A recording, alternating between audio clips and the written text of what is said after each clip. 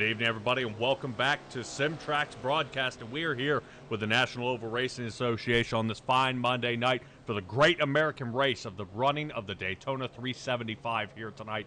And what a race it's going to line up to be.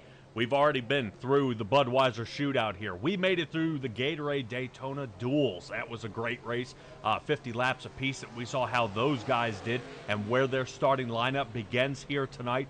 And we've also seen how well they can do out there in the crowd. But tonight is going to determine here on the Crown Jewel what tonight's race is going to consist of here. And we're going to be here in just a moment. They'll be gridding up, so let's go ahead and take a look before I bring Stella in here.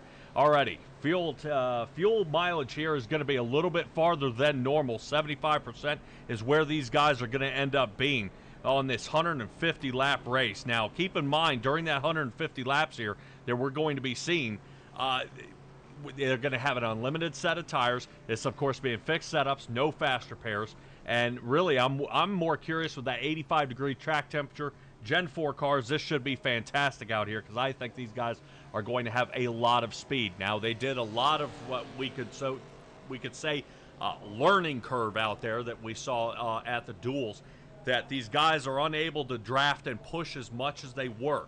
They aren't able to get around the track. They aren't, able to do certain things, but they are able to maintain a certain amount of speed. Only a couple of drivers ended up some laps down last time they were off, so that is going to be awesome, and hopefully this does quite well, and we'll see how it holds up. So qualifying had already been completed, and it already went through on the duel, so the grid will be starting here in just a moment as they are finishing up, going ahead and laying a few rows of rubber out there on the track, making sure this track feels good. Drivers are happy.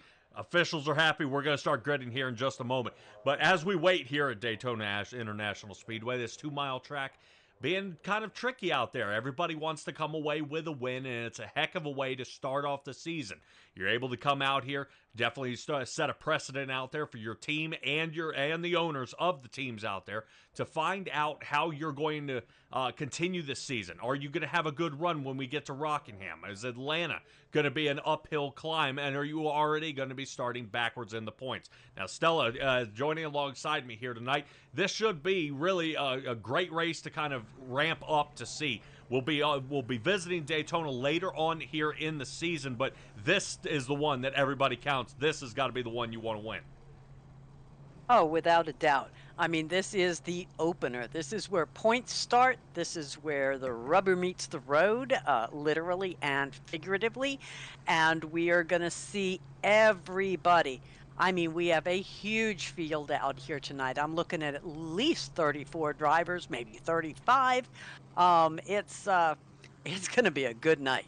Yep, well, they'll definitely be keeping an eye out. And I don't know 100%. I know a few drivers have had some car changes and some driver changes, so there will be a little shuffle up here in qualifying as they will be moving around out there on the track. Now, I can't wait to see how well they do. 35 currently is what I'm showing out here on the track, and Daytona always brings the biggest crowds and the biggest drivers out here. Guys, we're able to wedge in. Fortunately, we did not have to go to any sort of provisionals out there of guys being able to wedge their way in, especially at the season opener. So why don't we go ahead and take a look at our starting grid here for the night as we are getting these guys out there and onto the track. Brady Motes, we're still holding on him to get behind the wheel, as well as the number 20 Chevrolet of Jacob Gladelick.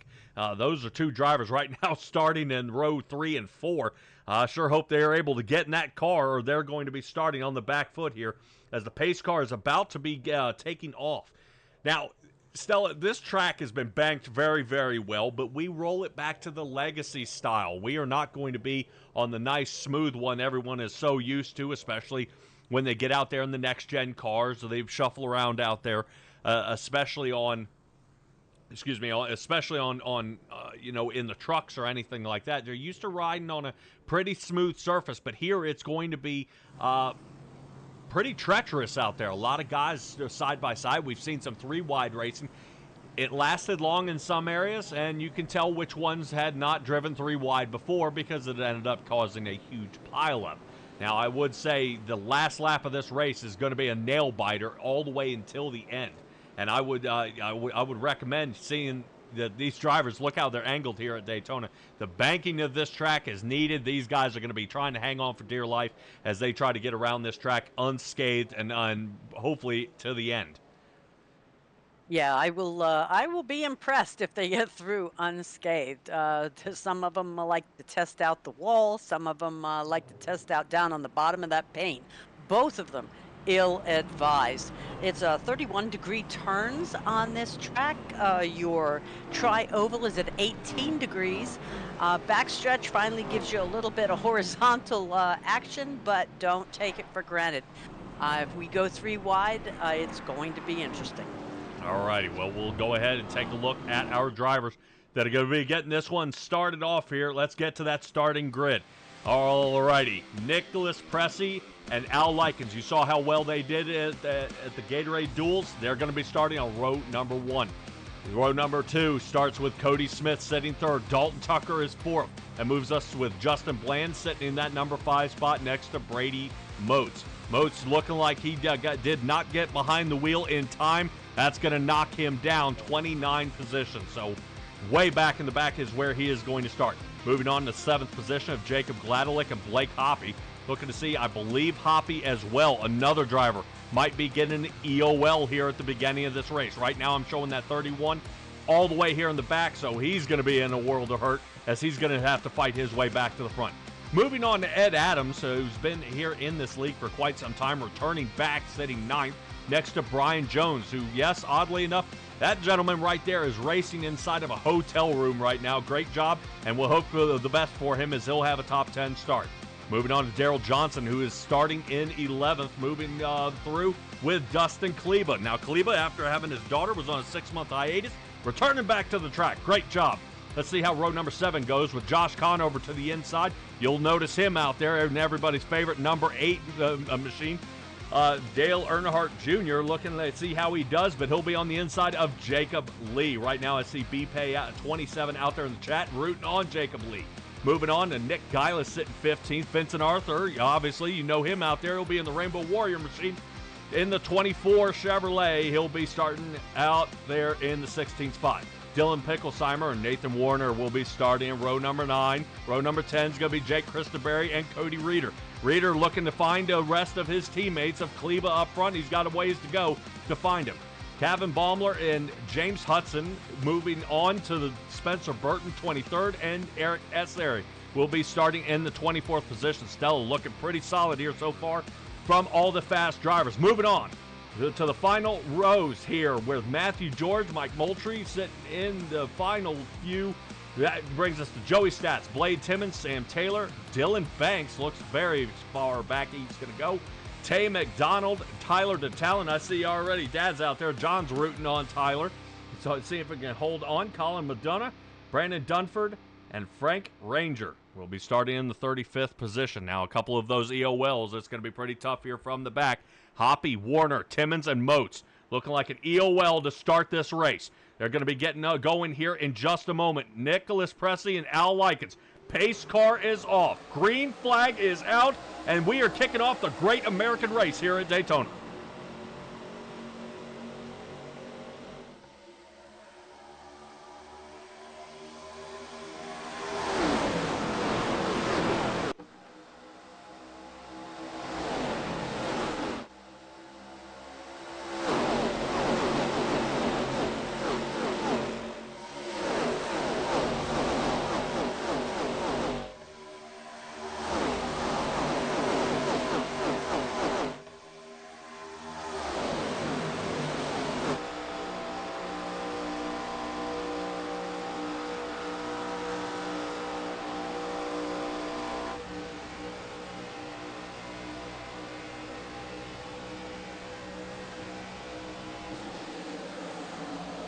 Trouble here so far after lap number 1 is complete. It does look like Nick Pressey does get an early lead out front with Cody Smith.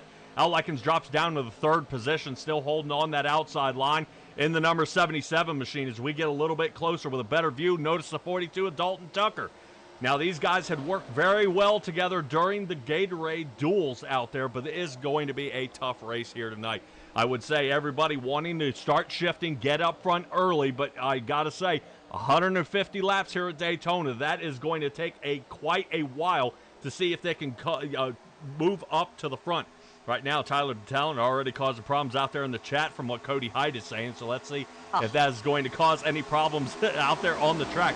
Now, Stella, we've got guys shuffling here already. One's to note, James Hudson from 22nd to 12th. Right now, this is huge here for this driver as he is moving up front out there in that Dale Jarrett machine right now. That sits him in 13th, moving on to Mike Moultrie. He was sitting 26th, now up to 16th. So these guys are right now finding a solid line out there, and it is moving very well for them getting up front. Dylan Banks, another one, 12 positions up. Currently, he is sitting in the 18th, 19th area, and he is fighting it. So right now, Stella, I'm seeing everything has the drivers on the outside line are picking up the pace and starting to match up front. But right now, battle for the lead is going to go to Al Likens. He'll have it here at the line. Not bad is the zero machine, and Nick Pressey gets him by only the bumper cover across the line, and they'll get lap number 4 started.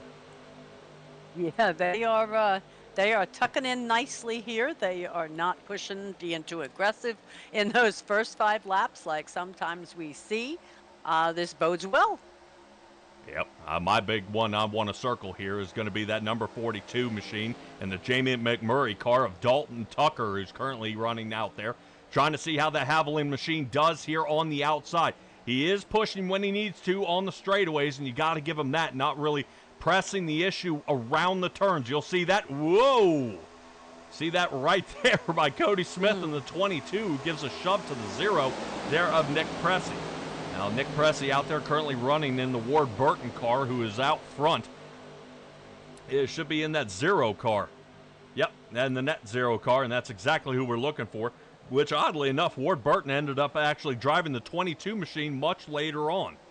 But this year it went to Scott Wimmer, and these guys are all up front. Excellent job here so far as we get lap number 5 halfway complete here. All great racing out here. A couple of guys have been nudging each other, though, here in the backfield. Now, I've got to say, I've really got my eye around that Dylan Banks area, because right now I believe that is the 84, Jake Christenberry, doing a little bit of wiggling back here. Right now he's on the road, on the march backwards out there in the CarQuest machine, and he is trying to hold on. Currently sitting in 21st here in this field, and we've got 2 guys dropping off the table.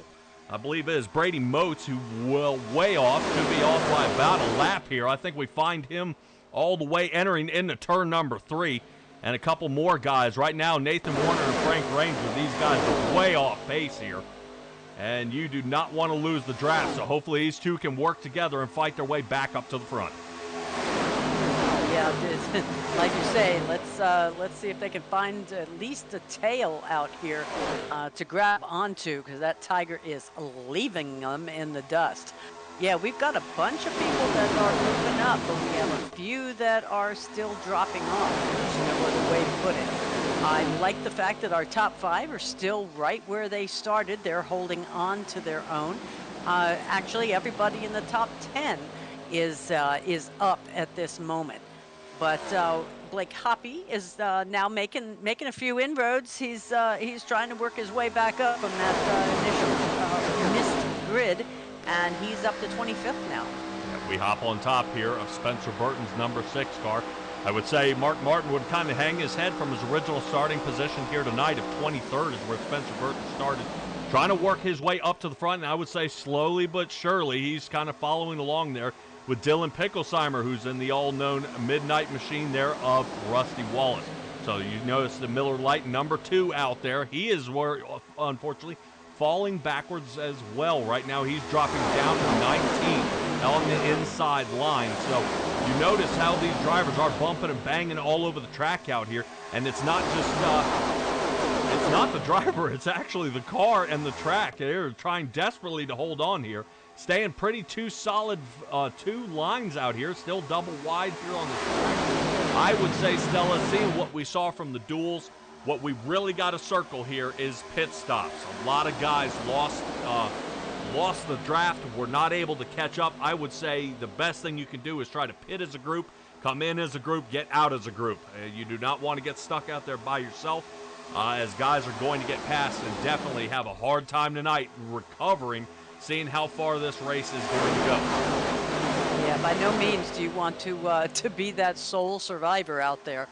But we also saw some problems where they pushed too long and they're ooh, sorry, I was making sure we didn't have a little three-wide action going there. Where they pushed too long and were unable to make that turn into pit road. Or if they made the turn, they could, oh, we've got one into the Yep, wall. Jacob Lee is sideways here. He was blinking, and this is huge. Oh, Right now, on the no. brakes, gentlemen. Brakes, brakes, brakes. Boom. Another hit. Still getting hit. Yes. Oh, heavens. Caution Slow will down. come out. A minimum of at least 10 cars involved. And we even have one on its lid. Yep, here on lap number 9. Tow truck is going to have to get out there. I believe Spencer Burton is in trouble as well. Spencer Burton got some damage. James Hudson got some damage, and we are currently looking at where it started here with Jacob Lee. It looked like he got into turn number 3 way too slow. Something had happened. And he has a massive amount of damage here. Can hardly get that car to move. He is trying Yep. desperately not to get a tow. Yeah, we're going to kind of take a peek at some of our other guys who were involved in that wreck. This currently is Nathan Warner. Looks like he might have gotten out of it. Spencer Burton got some damage as we were just on board with him. As the number 6 car got some damage. Look at the left front on him. Yeah, the 31 machine. Boy, he'd get a lick. Blake Hoppy. Hoppy with a massive amount of damage to that left front. Remember, no fast repairs here. I would say, watching that number 4 machine, that is Frank Ranger here. Getting up to the front. Something tells me these guys are way off pace. I don't know what's quite going on there, but they do have to pit in a line, actually, when they're supposed to. Look how everybody's coming down pit road now. Wow, look at that. Look at that mobile car. Yeah, with no fast repairs, that is going to be a huge game changer for for some of these fellas, because that was I would almost at Talladega we'd call it the big one. I think I will here too. Yeah, the amount of people piled up in that one, absolutely brutal. Some guys just coming down for fuel. Looks like only 2 drivers decide not to come down. The number 20 here of Jacob Gladelick decides to hang out, and it looks like Nathan Warner decided to stay out. Yes. All right, now we're going to go back and see how this all came apart. Unfortunately, Jacob Lee was the beginning of this one. Let's take a look. All right, as we get here in the chopper view, notice how we are top side. Getting on through, and he is way off the gas here. And 88 just goes right in the back end. Josh Conover with the 4-leaf clover tonight escapes that one. Oh. Yeah, I thought the 19 was going to get out of there. Yeah, but 06, man, barreled in like he was going to drive through him. Yeah, I think Tay McDonald was unable to get off the gas there. I think the 88 of James Hudson is the one who's upside down, still on the lid. Oh. So that is going to be a massive amount of damage. We'll see if these guys can return back to the track out here.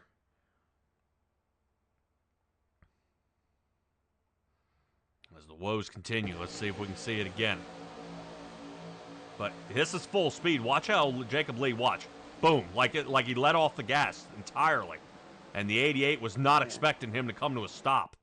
No, look at 1, 2, 3, 4, 5, 6, 7, 12, 13, just in that bunch right there. That's not including any collateral damage. Oh, well, 15 got away with that one. Yeah, I would say Colin McDonough there, he sent that thing in there like a missile. Good Yeah, grief. watch the 60 car right behind the 31. As we get to the pile up here, I mean, it tries a Days of Thunder move, just send it right up the gut here, and boom. He gets caught up. It nearly worked. I mean, he almost made it, but, I mean, that put him 5 wide here in the midst of all this. So, drivers involved. Spencer Burton, Blake Hoppy, Dylan Banks, Jake Christenberry, Joey Stats, Sam Taylor, Colin McDonough, Dylan Picklesheimer, James Hudson, just to name a few. I know a few of them were avoiding. Tyler DeTalent, Cody Reeder was trying to get out of there. Matthew George got out of there. And most of these guys are still down pit road. Currently, I'm showing Tay McDonald sitting in pit road. Here he comes in the 06, coming back in. This will be his second visit here of the night. Spencer Burton in the 6. He is out there. Jake Christenberry, Jacob Lee, and James Hudson. And Hudson's going to be in here for a while, even though he was on his lid. And Tyler DeTalent is swearing up and down. His was probably the best view out there, as how he squeaked on through. We will definitely hold him to that. Single file restarts here in the 04 season. We appreciate you guys hanging out with us. Right now, pace car lights should be off, I believe. We should be getting back green here. Do we have someone who took it to the garage already? Believe so. Blade Timmons is taking it to the garage. The number 15. That's what I thought. All righty, let's go ahead and get this one underway. Nicholas Pressey, after a great pit stop there of 6 seconds, gets back out onto the field, gets lap number 13 back under green. Breaking to the side here is Dalton Tucker looking for a move here to the inside. Oh, Vincent Arthur. Arthur looks like he blew an engine here. Looks like he over-revved it, blew the engine, and it just piled up that outside line.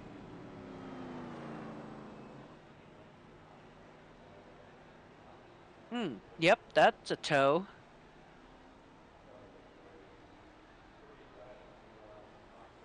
Bunch of drivers caught up in this one. His pit crew's standing there going, what do we do now? My goodness. All right, let's take another look at that. Something got caught up here. Watch how the 24 machine gets into turn 1 here. Boom. Blew the engine. See the smoke come out?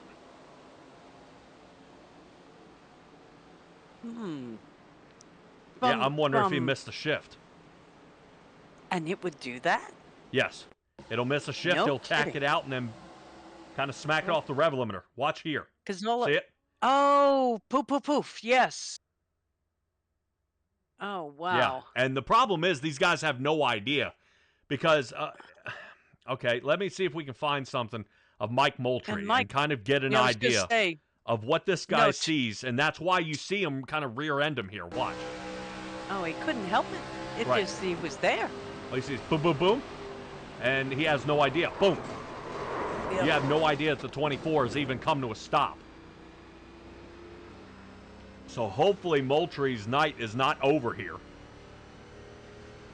But the only other person would be asking Vincent Arthur what happened during this caution. Let's take a look from the inside.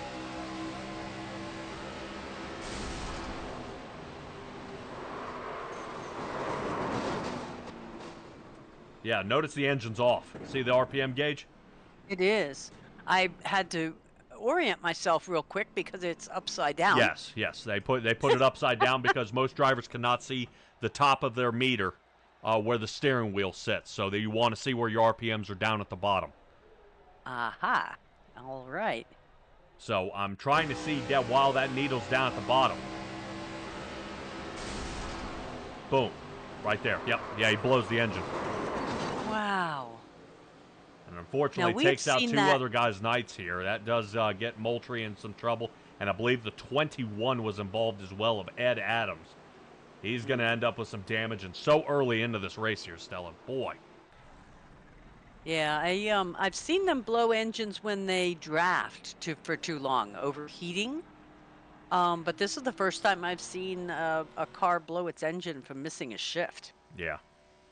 Let's see what Tyler DeTalent sees here as we try to hit shotgun here and see what he looks at. There's the blow up. Oil on the track. Tyler DeTalent splits it. Yeah, right now Tyler DeTalent is doing pretty well out here. That's through the second caution. This is him through the first, if you thought that one was good. Watch the 29 machine in the original pileup here of the night, which has taken out almost 10 drivers so far. Look at the bumpy. track. Yep. Slides out of there. Whee! Holy cow. Nicely done. The carnage continues behind him. Oh, yeah. Yeah, that should be the number And he's 15, if I'm not mistaken. That should be Blade Timmons sitting behind him. Yep. still throwing chunks of grass off his tires. That's pretty neat. All right. Not bad. Tyler DeTalent. Drive, buddy. Drive. Stop texting me out here in the chat. Right now, Tyler DeTalent couldn't be much happier. 23 positions gained here on the night, moving up to 9th. So that is fantastic. Pace car lights are still on. Al Likens holds the torch to this one as he is currently in the lead. Hopefully our Ford Mustang will turn the lights off this time by, and he does, as you see Barney with the caution flag straight up in the air. That should signal us with 1 lap to go. Would like to thank all of you guys out here for joining us here at SimTraX Broadcasting, bringing you the Daytona 375 here, the Great American Race from Daytona Beach. This is an excellent time to be tuning in. Don't forget to subscribe out there, guys. I do appreciate you guys hanging out and chatting us up out there in the chat. We started this race here tonight with 35 drivers. Right now, I've got 27 still currently mobile on the lead lap. Tay McDonald is mobile, but right now he is, I believe, a few laps down here trying to fight his way back to the front. And no wave rounds here, Stella. I do not believe. He should be starting to the inside line. Ouch. Up to the front. So if he can get a breakaway out front, he should be able to get position. But right now, I think Tay McDonald is fighting even more damage than he expected. Take a look. Oh, he's still rolling, but wow, that's rough. Well, he's joined pit road 3 times here tonight. Last time he was down was about 1:36 to get that pit crew working on that car. So he's trying to get back up there. Right now, I'm sure he's down to the floor, but at 170 miles an hour, which is way too slow. He's about 20 miles an hour off pace. He may get up. These guys are getting up around 200. I think some of the max speeds I've seen out there are 201 out of these 900 horsepower cars. Looks like a couple other fellas have, or at least Jake Christenberry, I believe, has taken it to the garage this evening too. Yes, Jake Christenberry and I believe Colin Madonna has taken it to the garage. Right now we're seeing Vincent Arthur trying to see if this get his team to put a motor in that thing, and Jacob Lee getting it. But James Hudson, who was on his lid earlier, he is out there, and he's going to let her rip. All right, green flag, here we go. Notice Al Likens not being contested yet. Already getting some separation here in the back. Cody Smith popping down to the bottom to take a peek. Dalton Tucker was willing to follow, but they do not. Boy, look at that huge hump right there. Daytona, very rough track, so these guys are definitely white-knuckled at moments out there, trying to make sure they can hold on to her. Right now, biggest mover out of the top 10 does leave us with Eric Essary up 17 to sit 7th, and Tyler DeTalent up 22. He's dropped down to 10th.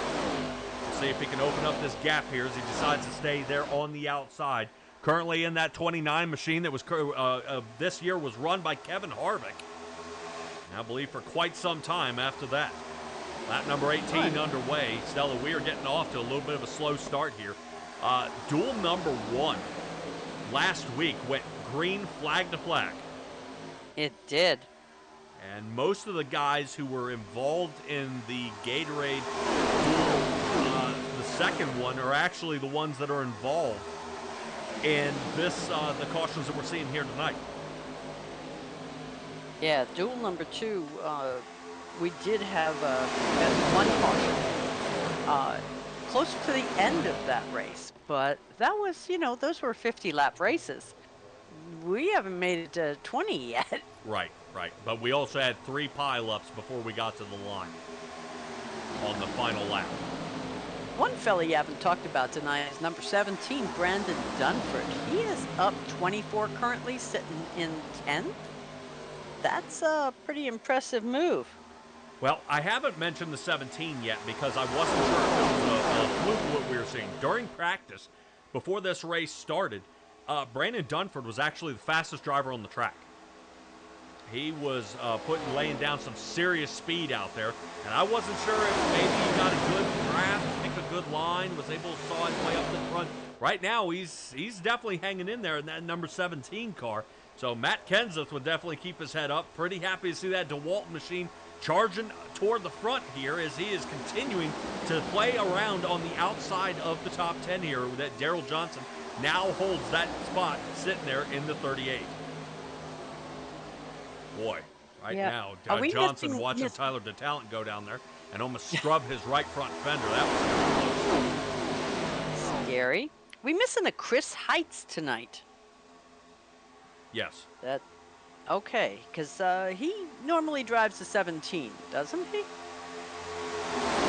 Yeah, just me. Is he currently registered as our 17? No, Brandon Dunford is 17, but I have him listed as 16, so it could be me. Okay. We'll definitely keep that in mind. I know Christopher Height, we're still waiting for him. I wasn't sure on Height. His height should be in the number 15 in the Michael Waltrip machine.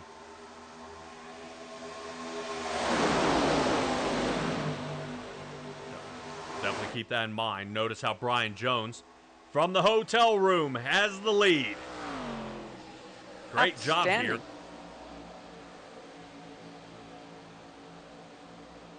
Brian Jones, fantastic job as he gets out front of Nicholas Pressey.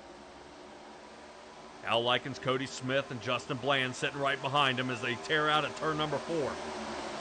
Notice how close Nicholas Pressey is burying that bumper into him here.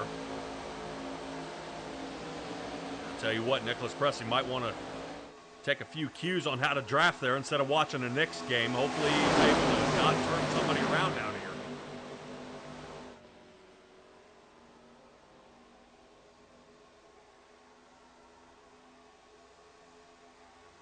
All right, Stella, you check out there in the chat. Cody Height answers you.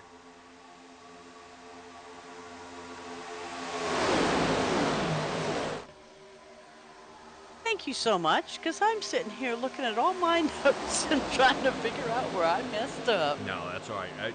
They do have part-time drivers and guys who can sit the seats here.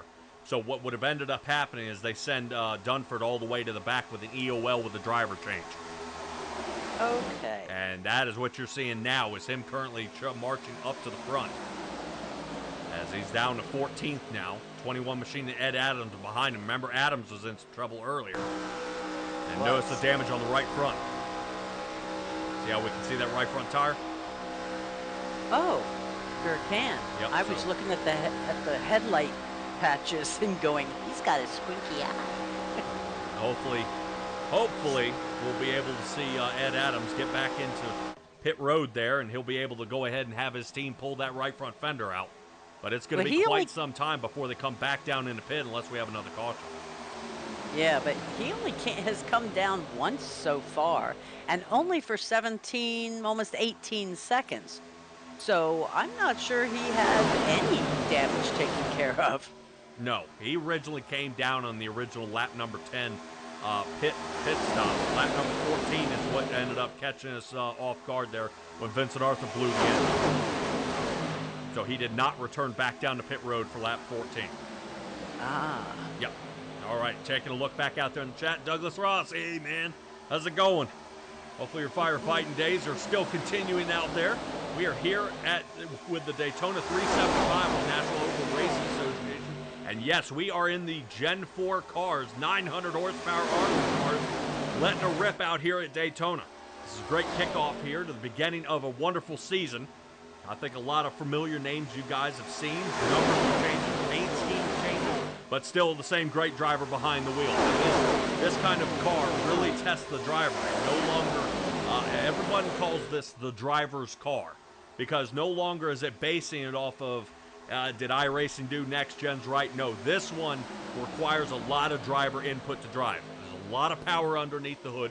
There's a little bit of traction in the back, and then you also have the tracks that are battling you. But you can see it's taking its toll here on Brian Jones, going from the lead down to 5th here, and he is still still marching back as that inside line is just way too bumpy, and I think he's lost any kind of speed he had unless Nicholas Pressey decides to start pushing again.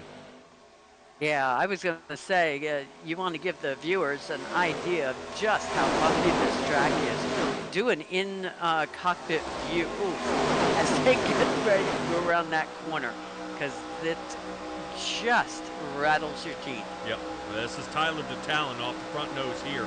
We're currently passing the 06 out there of Tay McDonald and Mike Moultrie, who go down another lap here. This is the bouncing that we see here on the front. Notice how these guys are trying to hold on to it, though. Wow. May not seem like much, but definitely tough. Yeah, when they hit it, that wheel starts jerking around. It's impressive. I'm wondering how they don't bottom out, how they don't become airborne on some of these jumps. They might as well be doing motocross. Now look how DeTalon is doing it, and this is the high line. High line is actually the smoother line of the two. Yes. And I think that's why Al Likens hasn't really deviated from that. Let's take a look on the inside of his car.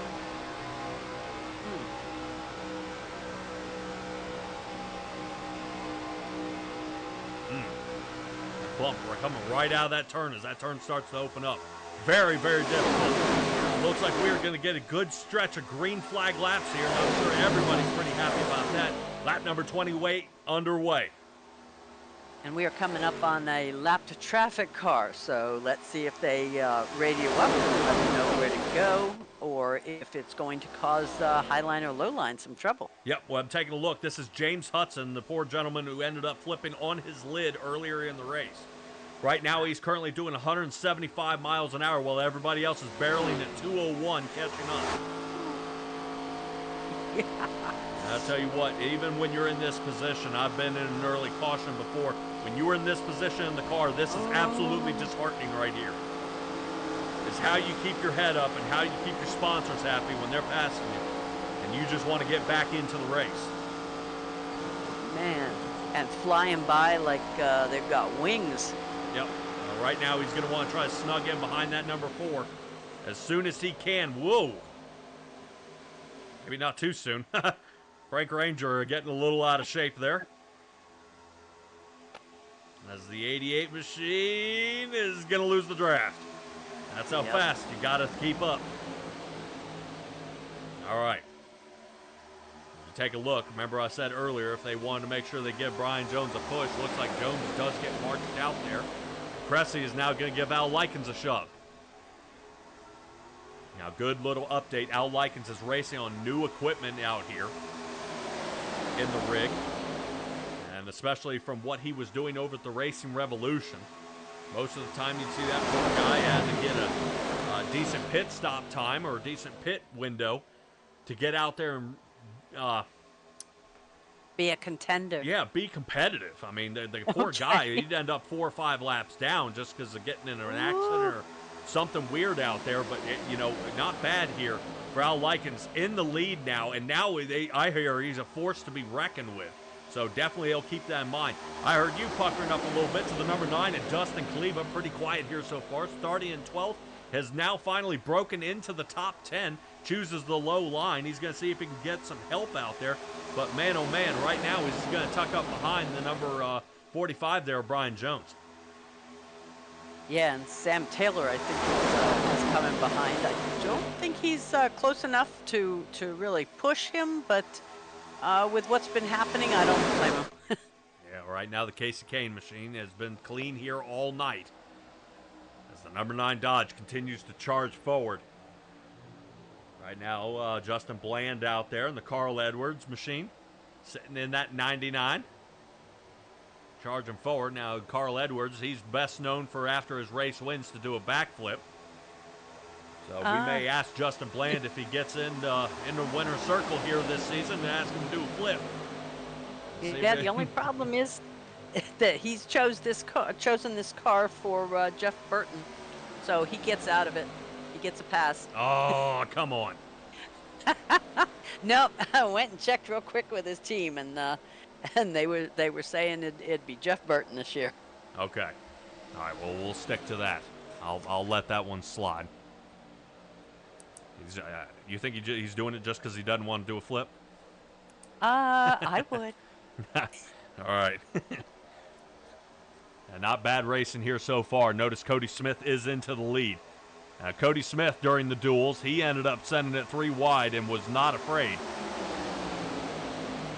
No, he will drive the tires off any vehicle out there. Sometimes he just can't seem to finish with a vehicle.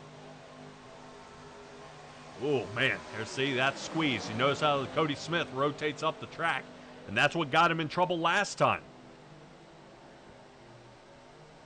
And Stella, we kind of broke it down how we saw how some of these wrecks were going. They're turning into the turn too soon. And that left side, those left side tires are going down there, touching that paint and causing them to buck up on the turn. Notice how Cody Smith enters much later and a lot more solid. A lot easier turn here. Yep, good exit. So staying solid, and you wouldn't think being in the lead it would be so difficult, but it is. I mean, you've got a guy pushing behind you.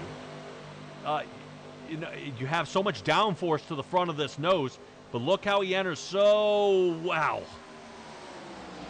Now it's a little better than it was last time. I'm going to hang out just a little bit. But notice how Nick Pressey going to go down there and get a little bit of that door draft here from Al Likens to keep that outside line moving. Yeah, the outside line has been moving real well tonight, but right now they're kind of stagnant, hanging out with everybody else. Well, definitely if you are in this race at a super speedway, you want to start ticking off these laps. I mean, we're starting to stretch out there. Guys have already come down into pit at least once for a top off there on lap number 10. Some decided to get tires. I don't blame them at all. Notice how Nathan Warner here is giving a shove there to the 29 machine at Tyler DeTalent. Say drivers, once they do get up toward the front, that's when panicking starts to set in. Guys don't quite know what to do with so much room. Yeah, Cody Reeder and Joey Stats are a couple of those fellas that decided to come down and take tires in that lap 10, lap 14 era. So, and they're both up. Joey Stats is up 11, and Cody Reeder up 5. So they're not doing poorly here. No, not at all. For that choice. Well, not bad for Joey Stats being involved in that lap number 9 caution. He was able to almost get out of there unscathed out there in the Kellogg's machine, as he's currently sitting 16th. So that is a great job by him. But a few names I do want to point out that have actually been on the roll backwards, which you wouldn't really think would be for this team. As I'm taking a look at Hendrick Motorsports out here, Josh Conover sitting currently in 17th. Yeah, he is and way Jacob back here. Yep, Jacob Gladelick sitting behind him. Yep, and I believe Brady Motes as well. Yeah, not a good showing right now, but I think perhaps they are just kind of laying low, staying out of trouble, and we'll see more from them later. But talk about names out here. We've got Jessica Smith, who is up here rooting on Cody, I'm sure. And John, hey, John DeTalent is out here. Haven't seen you in a while. Yeah. All right, next retiree heading down in the pit. Tay McDonald looks like he is disconnected and taking it back to the garage. The 06 is checking out. 30th place is where he will finish.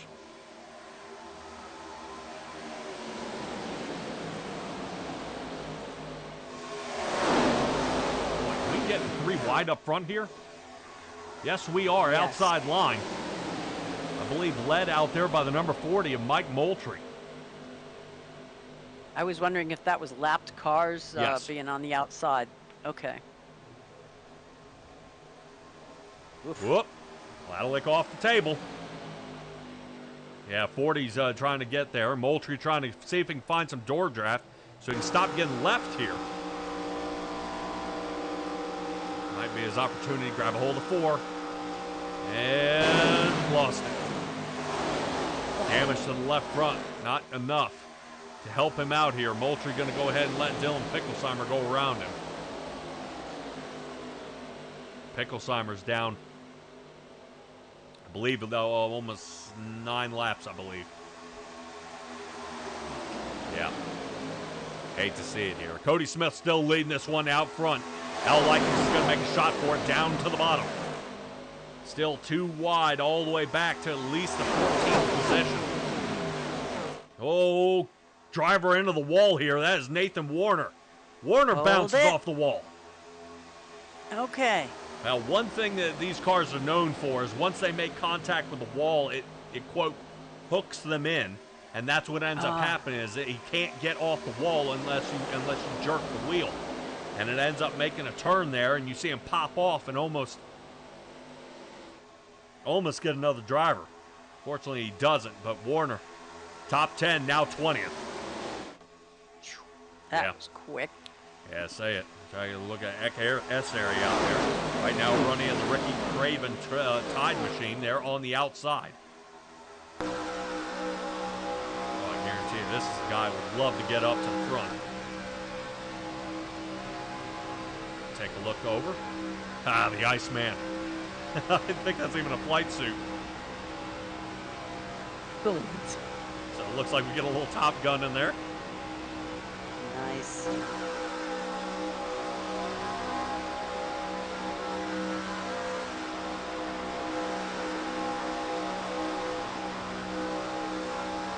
Stella, when so many drivers are getting their opportunity out here on the track,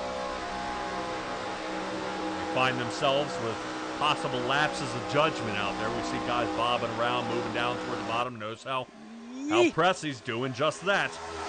Rotating down to the bottom, starting to create a little pressure here on this inside line. And now as we rotate up to the Goodyear blimp,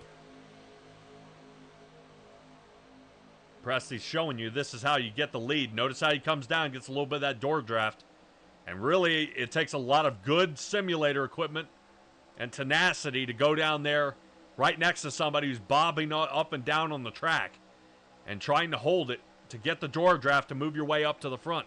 Because obviously we can see XS area is not interested in getting that close. Maybe with somebody who's driving a little more dangerous than he's used to in front, especially in the front of this line. Yeah, he's watching somebody saw back and forth in front of you is sometimes disconcerting, we'll say. Yep, we take a peek at our track out there. Notice how everybody's decently clumped together. Not as spread as apart as we were during the duels, but we have yet to hit a green flag pit stop. This, of course, being due to our lap number 9 caution that we got, and then right after that, on our startup lap, that Vincent Arthur blew his engine on lap number 13. And ended up bringing us to our next caution, and that has been the last one that we've had. And we have been green, I believe, since lap number 16. Okay. I was going to say since 14, but you're right, because they go round, and yep.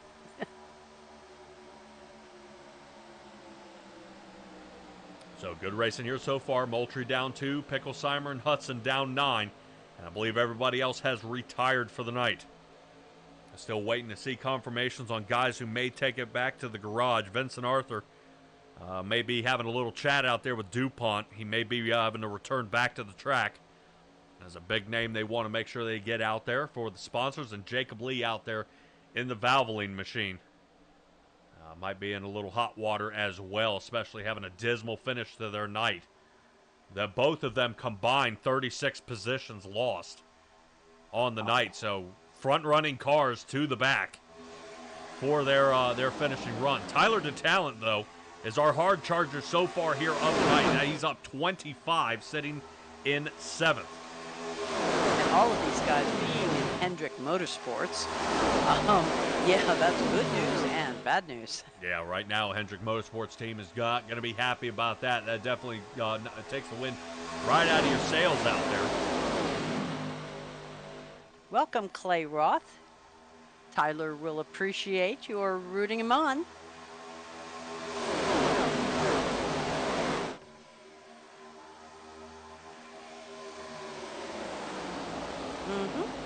All right. We continue on. Not bad. Al Likens still sitting in that second position, though. Let's check out S area. I do like how he's driving here so far. Time for him to take a pit stop to get a windscreen strip. Yep. Well, pit stops are going to Oh. happen for some. Here we go. Yep. Huge clear out here. Wow. And that's what I was referring to earlier, is the guys are unable to turn or unable to stop. Oh, missed his pit box. Yeah, that's what got Tay McDonald in trouble during the duels. Cody Smith, Al Likens, Daryl Johnson, Sam Taylor. But notice how our second clutch of cars are working their way on in. Sure are. Yeah, Dylan Banks much not better. interested in taking the outside line here. Yeah, that's not good. Yeah, some rules still apply that you cannot go through over 3 pit boxes on the way in or out. So we'll determine whether or not that's going to be kind of crunched down on here for some of our guys. There we go, Spencer Burton. Fuel tires and get back out. Nice. Now, does it look like most of these fellas are taking 4 tires, 2 tires? Any tires? From what I'm seeing currently, we're looking at 4 tires going on these cars. And they're getting back out there. Right now we're taking a look at Dalton Tucker. Right side's up, left side's up, and he'll slam it back down and get going. Decent stop here for Dalton Tucker, 14.5 seconds. But this now spreads apart our entire field out here. Boy, Decent amount of separation as our final chunk of Tyler DeTalent. Wow, hopefully he made it into pit road under speed here because he came in pretty hot. We'll see if the 29 nice can stop. stick it out, though. Right side tires. That's going to put Ed Adams into the lead here for just a moment as now Justin Bland is up. Jeff Burton machine now getting to his tires on. Up to speed is Nicholas Pressey. He's currently sitting not too far behind as they're entering turn number 3. They've got to get up to speed here pretty quick as Pressey's right now at 183 miles an hour. 100 miles an hour slower is going to be Cody Reeder who gets out front first. 12.62. What a blazing speed time out of the 19 machine. I don't remember Jeremy Mayfield having that kind of speed in his pit box, but that is going to be perfect for him here tonight. Tyler DeTalent not too far behind with a 12.77. Notice the clump of cars coming out of turn number 2. I think Cody Reed is going to have a chance to hold on to this lead. I do believe you are right. Boy, blazing fast time out there. He does save about 3.5 seconds. I'm wondering if Cody Reeder has only taken 2? right side tires. And that has allowed him to get out front here. I would be curious to see that because I would like to know if it pays off compared to the other fellas who came in. But luckily, we do have pretty large clumps. I mean, the top 7 came in together. The second clump of 9 came in together. So we shouldn't have too many stragglers out there. Yep. We float to take a look at the pit stop here by Cody Reeder. See if he got in unscathed. Look at the drivers pushing and shoving each other here. Yeah. This is the 19 machine with an insane pit stop. Right side's up. Gets him back down.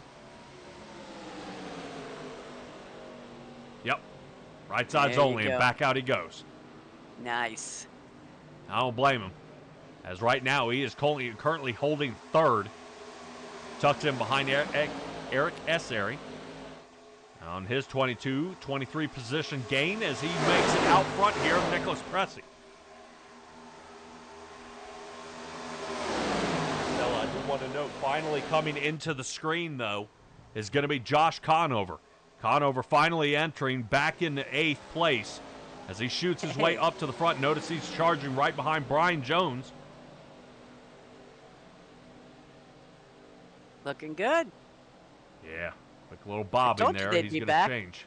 Yep, he's going to change lanes. And he's got a lot of people and company sitting behind him. I don't know if changing lanes might be a great idea, but not if you were looking to avoid the bumps. No, not at all. Not at all. We're going to see if Dalton Tucker's joined up with any teams out there. Yep, or Chip Nasi Racing. Mike Moultrie out there is not having a great night. Moultrie would love for this race to kind of get a redo here. Moultrie currently sitting down in 26 where he originally qualified.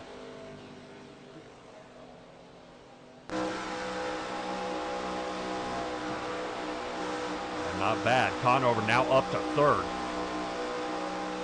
That was quick. Yep. Now pick the right line and you can start doing what you want to do. So there may be 3 drivers in front. The not are all on the lead lap. Nick Pressey in the lead. And Justin Bland currently in the 99 machine, which is going to leave us with the 22 here of Cody Smith. And Smith, I believe, goes a lap down here. After coming in to pit on lap number 46. Ended up getting him a bit off pace. Cody Smith, 27.63 in the box, and I think that's what cost him. Ouch. He must have had some repair to have done, because that's rough. It's not long enough for a speeding penalty, but it's definitely longer than I would think for a standard tire change of fuel. Yep. Well, we take a look back at this second clump of cars out there. Daryl Johnson and Al Likens getting linked up here, trying to see if they can push their way back to the front. Now, I've got to say, Al Likens reaching out farther forward, and yes, he's going to grab a hold of the draft. And watch this clump of cars. I'm wondering if he's thinking about making a different change here. Likens takes the outside line. And they are definitely talking over the radio with their crew chiefs here on what in the world is going on. How do they go from in the lead to somewhere outside the top 10? So that did not work. And they may have to rethink their strategy here.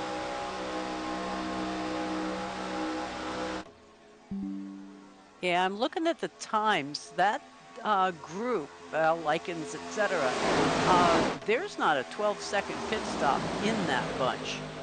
So that would lead me to believe that the second bunch that came in, which is currently in the lead, most of those guys, I think, took 2 tires. The others took 4.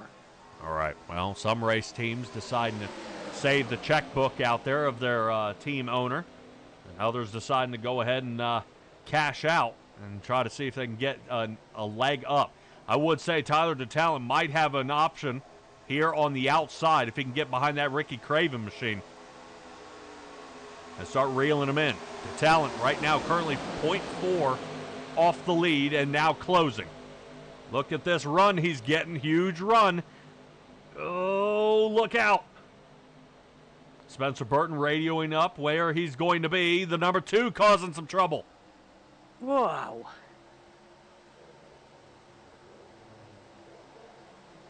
Dylan Picklesheimer, how in the world did he make it out of that? I don't know. It was like he suddenly appeared. Some of these fellas had no idea he was running slow in front of him until the guy in front of him avoided. This is why you always want to radio up of what's going on up front. That number 56 underway here.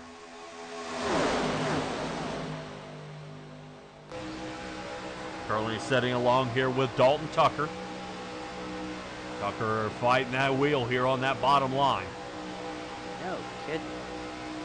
Yeah, looks like one of our 4 tire takers out there. That may come in handy later in this run. Tyler DeTalent now up to 5th. See if he can get it going here. Josh Conover, inside line, 3rd in row. It's a pretty smooth move Brady Moats made there, too. Yeah, not bad for Brady Moats.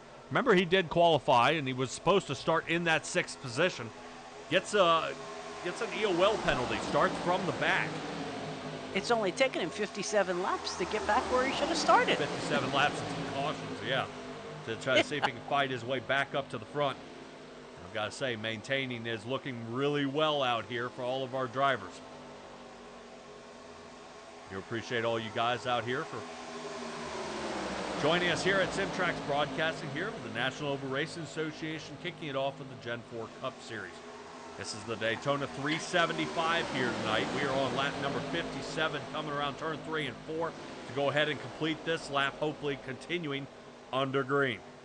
This has been a blast here so far, Stella, and the National Oval Racing Association loves keeping everybody on their toes, changing it up just enough, but not to the core part here of this league. They definitely like keeping their supportive drivers that are out here each and every night, and the ones that help support this league and get these guys moving along.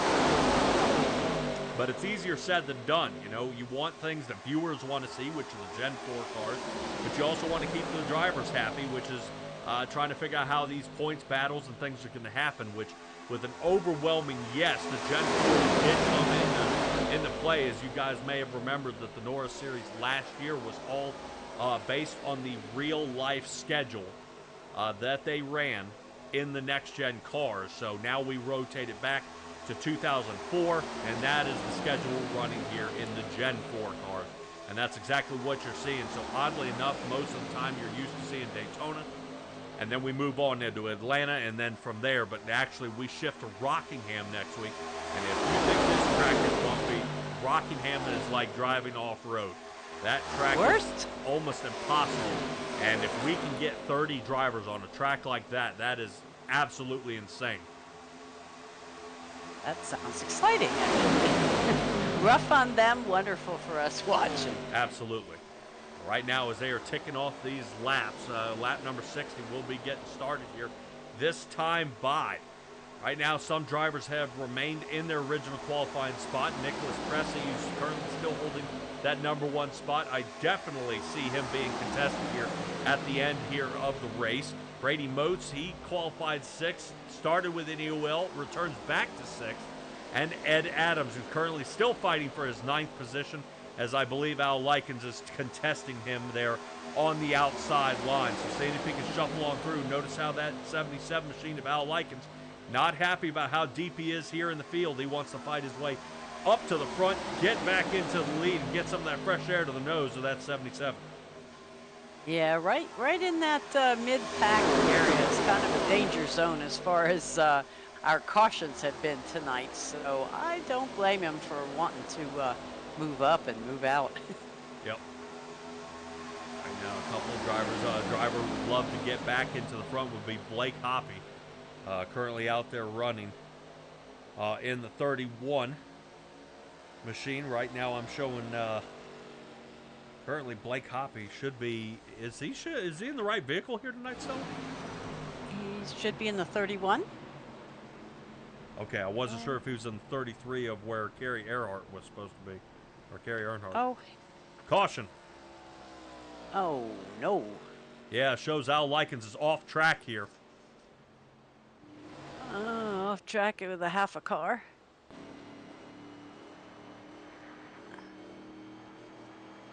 Maybe a dent here in the left front. It looks like his car's pretty straight. Thinking a right rear, but no.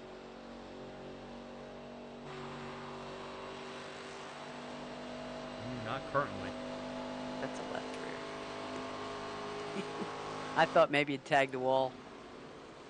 I don't see how tagging the wall would cause a caution out here. Let's take a look and see what happens to Al Likens.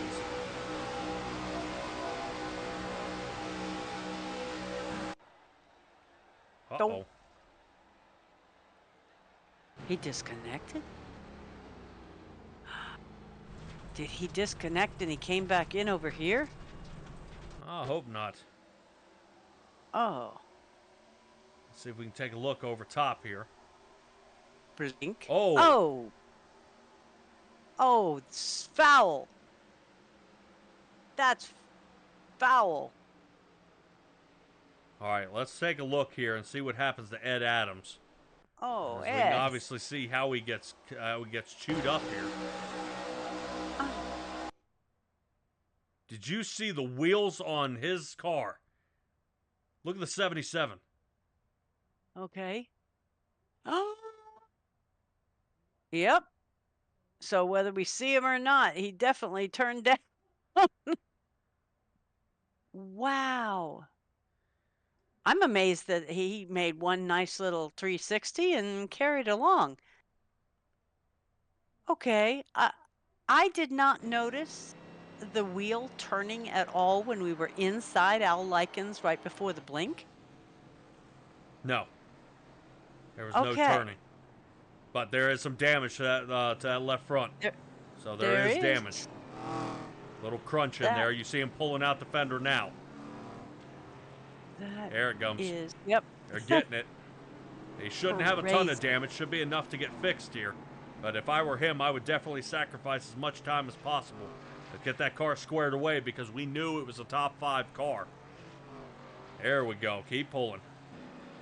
Pit crew doing a great job getting them back out there. Another driver, Ed Adams. That'd be the one I would be concerned about right now. Let's take a look. No worse for the wear. He's getting back out. Okay. Third caution here of the night happens at lap number 61. Still took him a 30-second pit stop to get squared away, though. That's, to me, that's water under the bridge. We're fine. Right now, Ed Adams still has a race car and is still going to be on the lead lap. So I'll take it. Tyler DeTalon, he's back here in 19th. Right now with a 36.78 time. And K-Doggy's out there in the chat saying, hey, what's up? Along with RamFan911. He says he likes the schedule concept. Yeah, I think it's a hit or miss. Some guys like it, some guys not too much.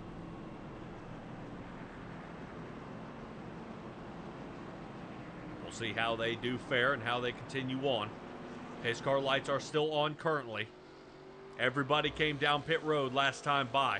24 machine gets a new engine, is back onto the track. I was just going to say that. Look who is rolling. Yep. So he should get a wave by here, and he does. Wow. Alrighty then.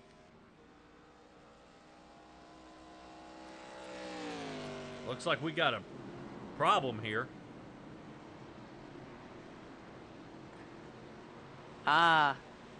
Somebody got the memo to wait for the pace car. And then these guys got the wave around, so there was a little bit of everything going on there. All right, not only is he in the lead, but he's out there in the chat. Nick Pressey. Oh, boy. Yeah, just don't give me fair winds and following seas, my friend. All right. Drivers on the inside line here. They're still mobile. Big guy lining up on the inside line. Did you just see Nick Pressey go hit the wall? I mean, like, go bash the wall? Did he really?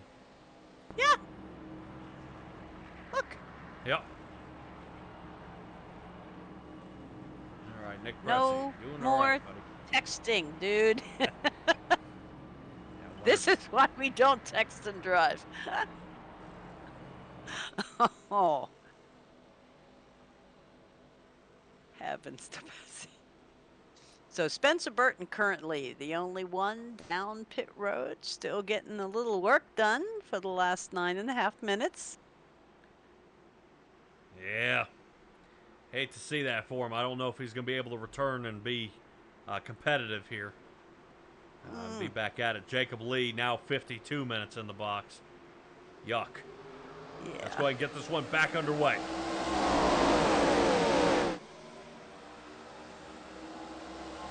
Lap cars will be on the inside line.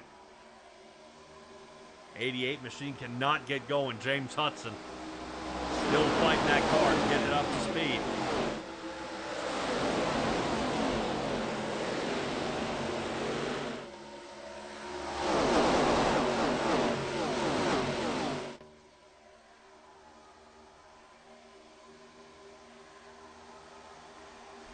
Oddly enough, take a look who is in the lead. Oh, yes, I was noticing that.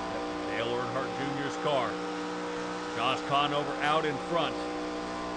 Brady Moats, Joey Status, and the Hendrick Motorsports shooting their way up to the front. Conover going to get a lead lap here on the green. All right. I think Brady might have something to say about him getting 2 red laps, though. Yeah, he's going to try to battle his teammate up front. Brady Moats currently has the at the moment. Notice how Al Likens is sending it around that outside line. Almost scrubs the wall. And I do not think Vincent Arthur's car is behaving very nicely. I think it's taken some hits on these bumps, almost to the point of out of control. He is fighting. Now, it didn't help hitting that car underneath caution flag. So he's got some damage to the front end of that car. Oh, the back end matches at least? Right. Well, the back end is smashed as well. So not only that, the downforce is ruined in the back, the downforce and the cooling is ruined in the front. So we may see Vincent Arthur return back down to pit road here tonight and go for it. But as long as Vincent Arthur continues to drive, he's going to pick up some spots. Next will be Tay McDonald. That'll give him 30th place. And if he can keep putting around out there, that should give him Dylan Banks and Mike Moultrie. And that'll get him up to at least 28. So the points matter, especially when it comes down all the way at the end. We've seen the chase for the cup at the end of the season. They continue to get forward. Brady Moats. Well, said it once, we'll say it 1,000 times. He trusted the process, and he's now up to the front. He's got the help from behind of Josh Conover looking to push. Stats there in the 5, and notice Dalton Tucker sitting right behind him. So, strong team this Hendrick team is. Let's see if anybody else can battle along and try to press their luck to see if they can get the upper hand on these guys. Yeah, because that is them 1, 2, 3, 4 there. My goodness.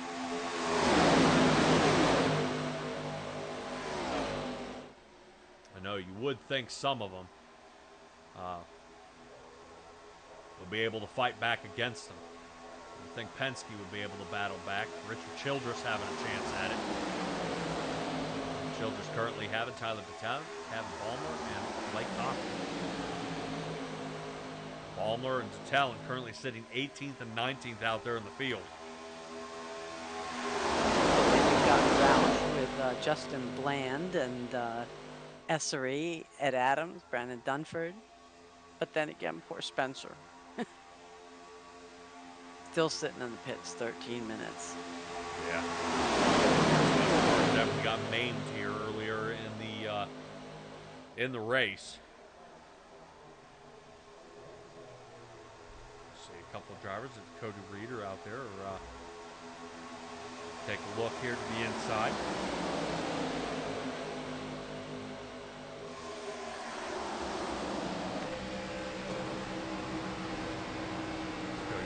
Going up there and scrubbing that wall. That's caddy corner to him. So with Jacob Vladalik out there in the Home Depot machine, and now returns to our front windshield.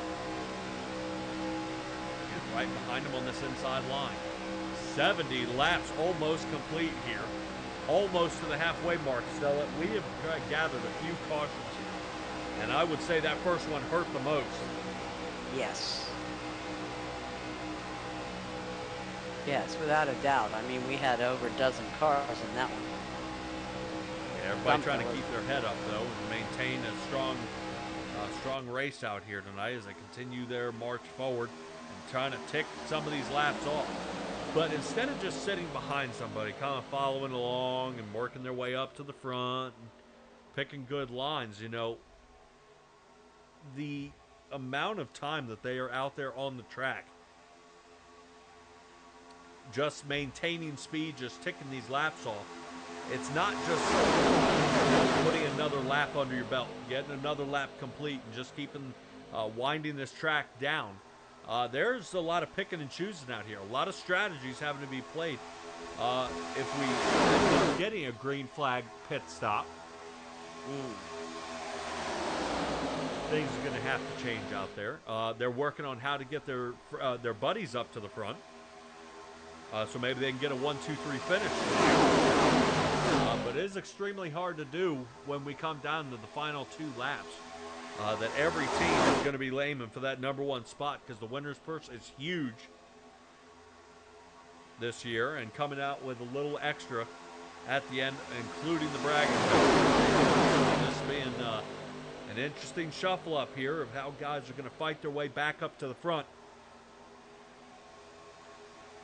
and not Yeah, get speaking. destroyed is going to be pretty interesting. So go ahead. Oh, I was just looking. We just had another car, the number 4 right there, uh, got past, and in doing so is now a lap down right in the middle of the pack. What I find interesting is that we have had so many different lead changes tonight. You know, it's not just been one fella blowing them away out front. This has been nose to tail racing this whole time, which is a pleasant surprise. I like watching it like this. And a lot of guys like being able to have that opportunity to fight their way up to the front. This is a huge clutch of cars coming around this turn first. Everybody else is pretty mashed in here. The 97 machine of Nick Geilis is currently holding in 22nd. He has a sea of cars in front of him. Obviously, he's deciding to hang back. I expect to see Geilis try to fight his way up for a top 10 finish closer to the end. Maybe after all the dust settles, he'll be able to make it.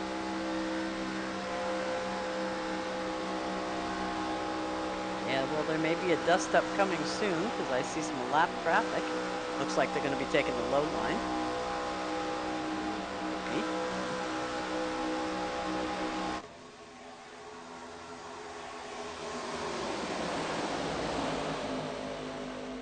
That's actually the number 2 there of Dylan Picklesheimer. 31 machine out there as well. Oh. Wait until the flat. Okay. Yeah, coming back up on the track is kind of an ugly. Doing it on a turn like that is almost hopeless.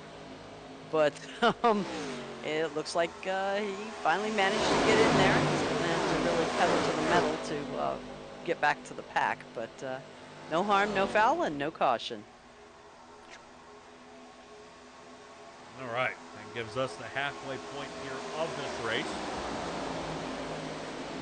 Awesome job here so far. Appreciate you guys joining us here for SimTraX Broadcast, bringing you the National Oval Racing Association. We're going to turn to a little bit of a crank it up session here and kind of float around the track here just a little bit. We're going to kind of hang quiet, probably come back about lap number 80, and we'll be right back and go ahead and enjoy the sounds of NASCAR, guys. Crank it up.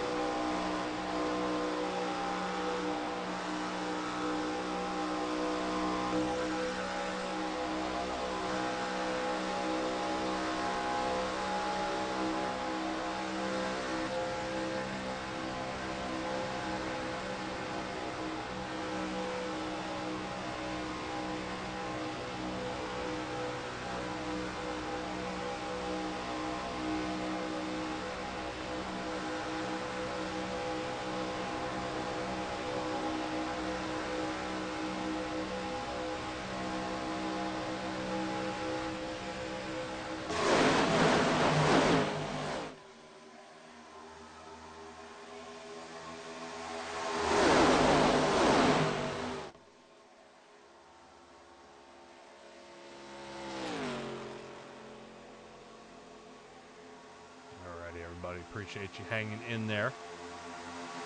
Turn that down just a little bit before we start getting loud here on the mic. This should be an interesting race here so far. Right now, Josh Connor does have the lead out front. Justin Bland, Eric Essary, Brady Moak, and Brandon Dunford holding our 1 through 5 positions here. Lap number 81 will be underway here at Daytona for the Great American Race, the Daytona 375 here with the National Oval Racing Association. We do appreciate you guys here joining in. Don't forget to subscribe here to the channel. Not so much worried about those likes out there. I do like to know when you guys subscribe. It lets me know that you guys are interested in seeing not just this race, but the other ones that we do broadcast as well. 2004 season kicking off here with the Gen 4 Cup Series with the National Oval Racing Association as we are coming up on some lap traffic here right now. That is currently Dylan Picklesheimer is caught here on the inside, and we are got a pile up 17 machine. Looks like he is running in the Matt Kenseth car, and we've got trouble out there. Huge shot to Brandon Dunford. Yeah, except he's not going to appreciate the damage on the side of his car. And Cody Smith heading down into pit road.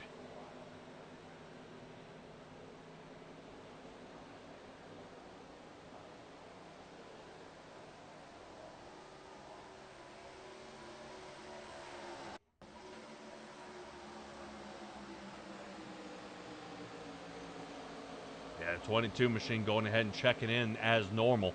We'll take a look here and find out who has come down totally into here into the Stella.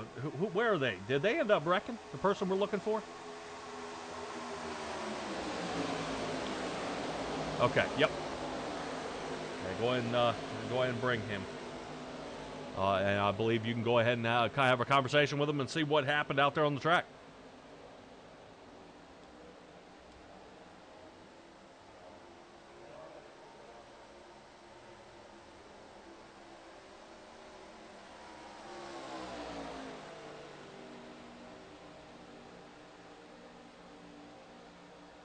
Oh my goodness. Well, I'd rather see you at P2 rather than here in the infield car care center. But how's it been going? I mean, I know you have had to call it an evening, but was it fun while it lasted? Yeah, it was definitely fun while it lasted. I haven't raced the Gen 4 cars in a long time. It felt good to come out there and have the whole team with me tonight. You know, we had a big group of guys, good field showing tonight, and it looked like it was going to be pretty good, but old Daytona kind of claims its victims sometimes, especially when you're in that pack racing. Just, I don't know, it stinks to be out this early, but at the same time, at least I got to do a handful of laps, not just 5, and we'll worry about next week, because next week's a track where anybody can win as well, and it's really going to show a testament to who's got some speed on the smaller tracks. Yeah, well, it's Rockingham next week, all right? I can't wait. Rockingham's a wicked track. It's very fun, very technical, and I think it's going to put on some good racing, especially side by side, because the corners get sharp on exit. Ah, okay. Yeah, Patrick was telling us earlier that if you think this is bumpy, that is worse. Yeah, Rockingham is it's a track that you're going to have a handful with. You get into the corner, the car wants to bounce around, wants to get unsettled. You really got to know how to weight transfer getting to the corner and have that car rotated and transferred over before you get in there, because you get in there and the car's not settled, you won't be, and you'll be having to settle yourself. Well, exactly where I am right here in the infield car care center, and calling it a week. So hopefully we won't be doing that next week, but we won't be in such a big pack next week, so I think we got better chances. All right. Well, I like it. Keep that 5-point harness, good and tight. But all right. Well, I'm glad you still have your spirits up, head down, and I think what you're telling everybody is if you're going to do Rockingham next week, please practice. Yeah, I'd definitely say practice a lot, and just I don't know, get used to the bumps. Learn to love the bumps and thrive in them, because the faster you are on the bumps, the faster you'll be overall, and we're really going to see who can put the track, pretty much like dirt tracking. We're going to see who can go out there and almost dirt track drive and see who can win it. Ooh, no, don't mention dirt. All right, well, Spencer, why don't you give us some shout outs here while we have you in the booth? I just want to give a big shout out to Nick, Nightmare Motorsports, the next gen team I'm in, as well as Roush Fenway, the team I'm on right now, and the Gen 4 League as well. We got a great team. We got Dylan, Brandon on our team. We got a handful of other guys that I just met tonight who are also really good, have been doing well, and I'm still pulling for them. They're still in this race and running strong. And just give a big shout out to the guys who are going to help me out throughout this season. And I also want to give a big shout out to NORA for giving us this opportunity to race the Gen 4 cars. This is a great idea brought upon us this year, and everybody's kind of excited for it. And as you can see in Daytona, a lot of people showed up, a lot of people want to do it, and I think it's going to be great for the rest of the season. And yeah, just shout out to, I guess, Josh Conover, Mr. Head Honcho, and just tell him thanks for letting us do what we do. Us group of dummies, we come in and have some fun racing. I hope we put on a good show. Oh yeah. We'll definitely thank Josh Conover for broadcasting that for everybody too. So okay, well, I will let you run back and spot for your team, and we'll see you next week. Thank you, and thank you guys for putting on the broadcast. Honestly, means a lot. I enjoy Thank it. you. Appreciate you, buddy. Appreciate y'all.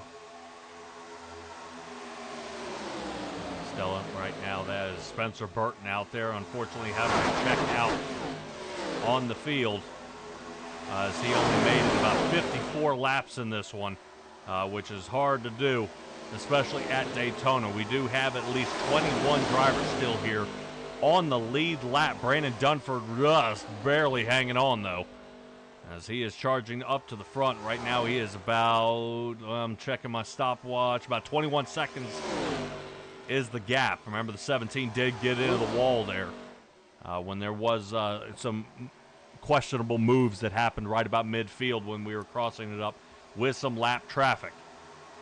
We got a couple more guys here in the back, thinking about almost separating it 3 wide, though. Right now, I think Dustin Kleba checking out of that pile. He wasn't interested in getting in any sort of trouble. Guys are shuffling toward the top, toward the bottom, back toward the top line. And that is not exactly the way he feels like racing out here. He wants to be fast, he wants to be competitive. But with it narrowing down with 60 laps left to go, this is going to be, boy, it's going to be Crucial questionable. to stay clean. Right, is they've got to really mind their P's and Q's here. Pit stops are going to be here pretty soon. Last time we came in was lap number 62. We'll be separating about lap number 100 is when we may see these guys coming down in the pits. But I've got to say, Stella, right now, we got a driver up front, Eric Araceri, who is doing a little bit of blinking out there. Looks like Brady Moats had passed on some of that internet connection to him.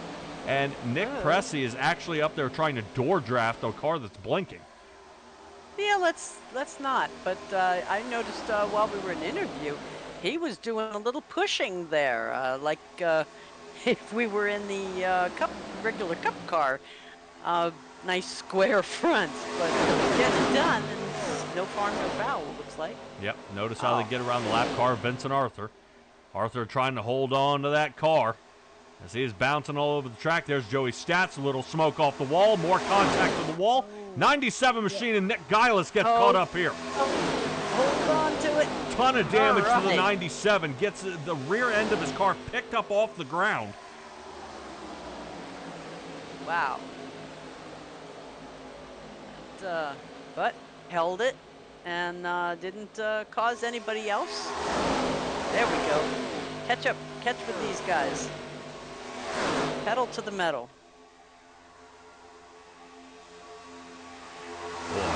Is he able to catch it? No. No, he's going to miss it. Let's take a look here. He's hanging on this outside line. Just catch up with him. Unfortunately here for the 97 machine. We're trying to see what causes the problem. I think he might have had some help from 30. No?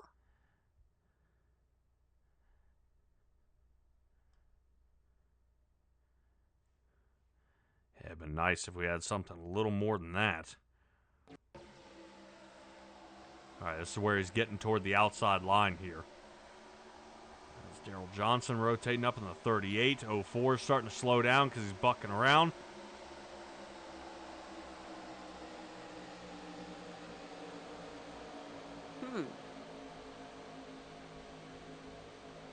Huh. Yeah, I would almost swear. It's here somewhere.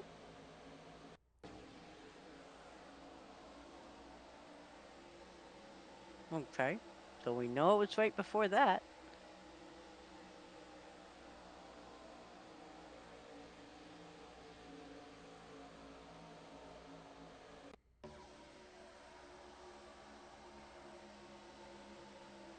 I'm confused. Wait for it. Bump. Hang on. Here's the 24 where they're all passing Vincent Arthur. We've got some zigging, and Yeah. there's 4 putting him into the wall. 25 lifting his rear end, and down he goes. Yeah, but that was kind of Vincent Arthur rotating back up the track there.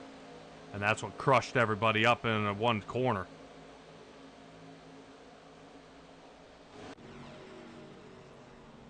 This is actually Nick Gillis coming on down into pit road now. Well, we've got a whole bunch of them, actually. We've got about 6 of them coming in. Yep.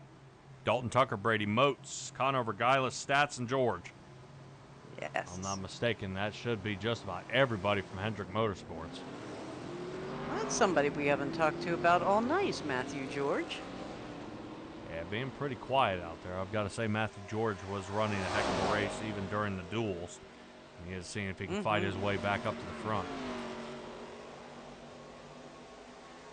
He's not hitting the podium at the end, but you know, he's getting his lead lap here and there, so maybe he'll get in on bonus points alone. Yep, definitely a possibility. Notice how Vincent Arthur. Lapped car is meshed in now. I think that's actually him starting to line up behind Tyler DeTalent. He is. Let's take a look. Yep, that's him.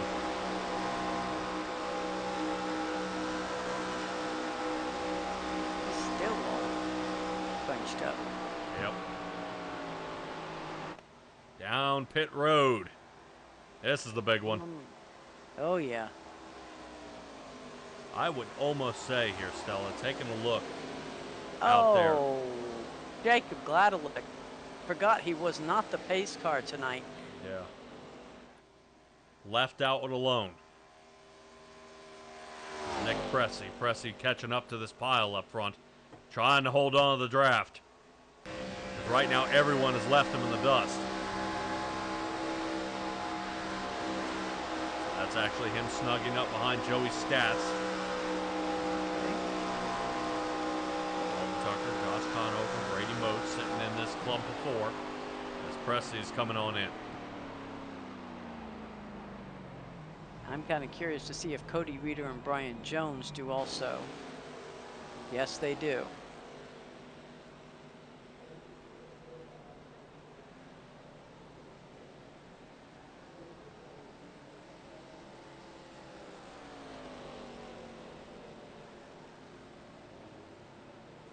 Okay, Gladelick, let's see, 13.23. Yeah, no speeding penalty, just a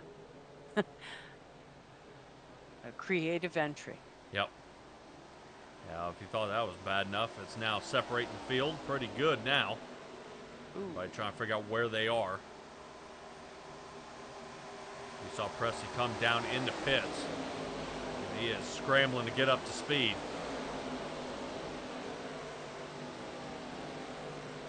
Now he is doing it. That is right there. Yep, that's Brian Jones. And the 19 machine and Cody Reeder on the bottom. Pressey getting up to speed. And he's going to be able to outrun Josh Conover and company. Right now, the difference is about 30 miles an hour. Caution. There's going to be... Oh, no way. There's not a car. Okay, there it is. Sorry. Yeah, Dalton Tucker is around. Oh, yeah. Which gives Nick Pressey almost a life preserver here. As he's going to lead yet another lap and continue this one. Big question is does anybody repit and come back down? Try to get back in cycle. I would say a driver like Cody Smith might think that. in the 22.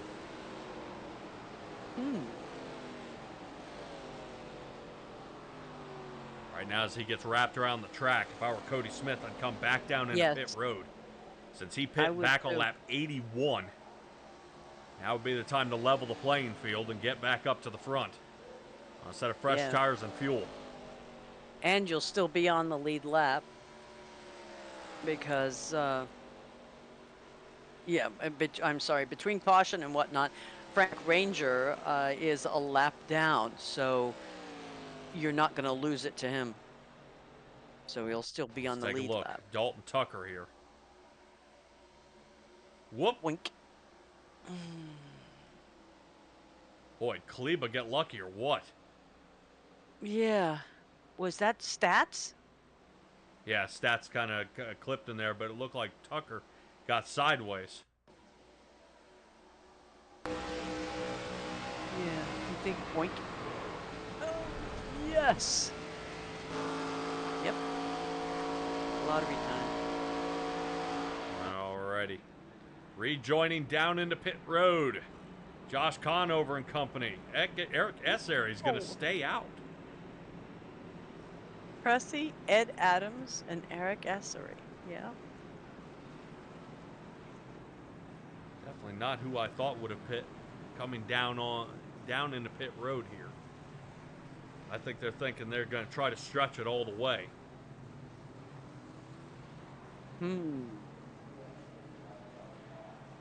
Not if they're only making it like 40 some odd laps. That's they better have a tailwind. This will give Nick Pressey about a 3-lap deficit compared to everybody else who just came down in the pit.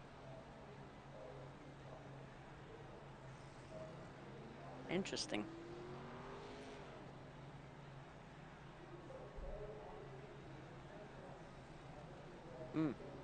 Nick Geilis, down 4 minutes so far. Yeah, extended amount of time for some of these guys. Right now we've had our camera kind of sitting on Kevin Baumler here, and he is now up to a minute.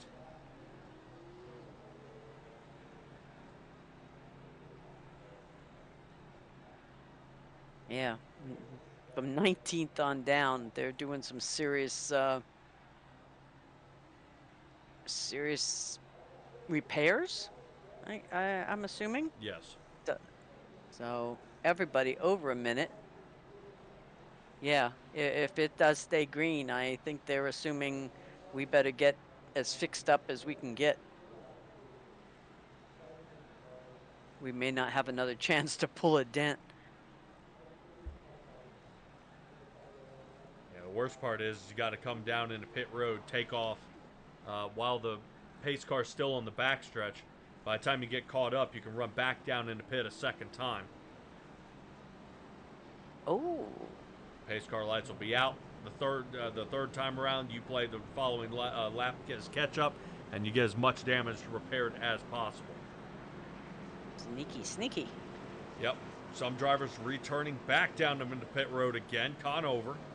Justin Kleba coming back down. Looks like for a splash and go. Huh.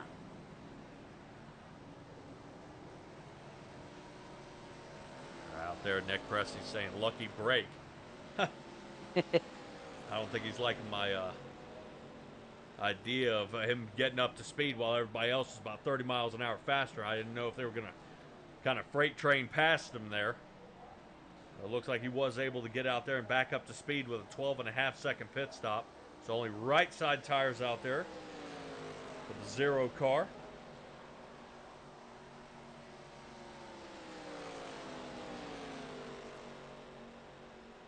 Yeah, now see on same pit stop, but Dalton Tucker and Brandon Dunford both over 30 seconds. One at 37, one at 53. So they had a little bit of damage or maybe a speeding penalty there for Brandon. Which would be painful at this point. Yep. I'm going to say as much race as we have left. The penalties are going to become more and more critical of what happens out there. Some drivers have not made it to the end here of this race, nor will they.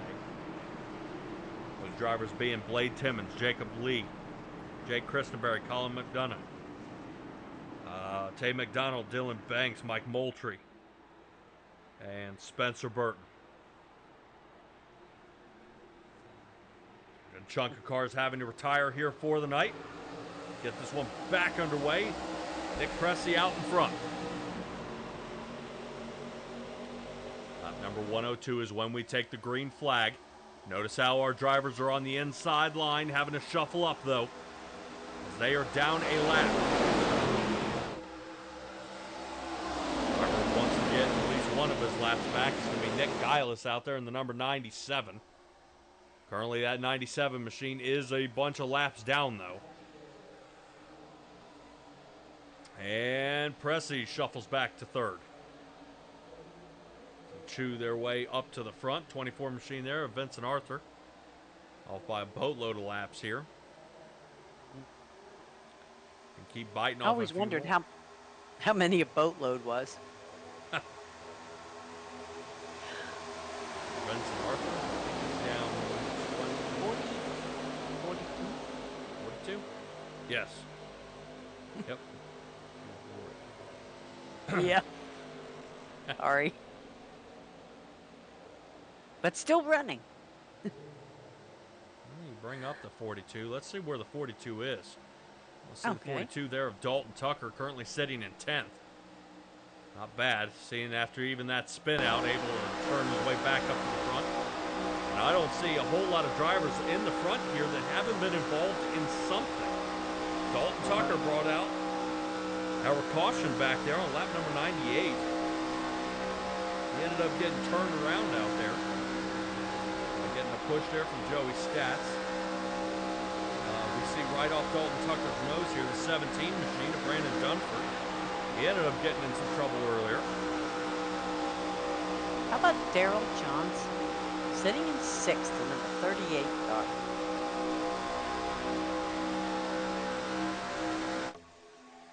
Yeah, I've talked to Daryl Johnson a little bit out there. He said his biggest concern is drivers who don't know each other trying to push in the draft. And that's where guys can get in some, some shallow water out there.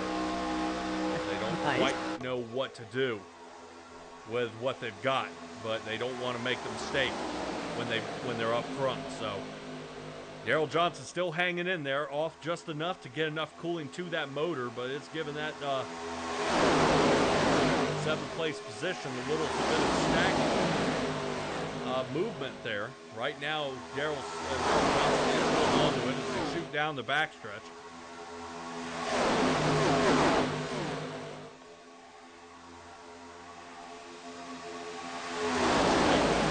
Lap cars that start on the inside line. Not many of them are left.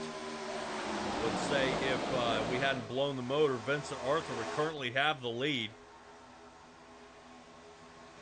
He's coming to the start-finish line. Al Likens to the inside.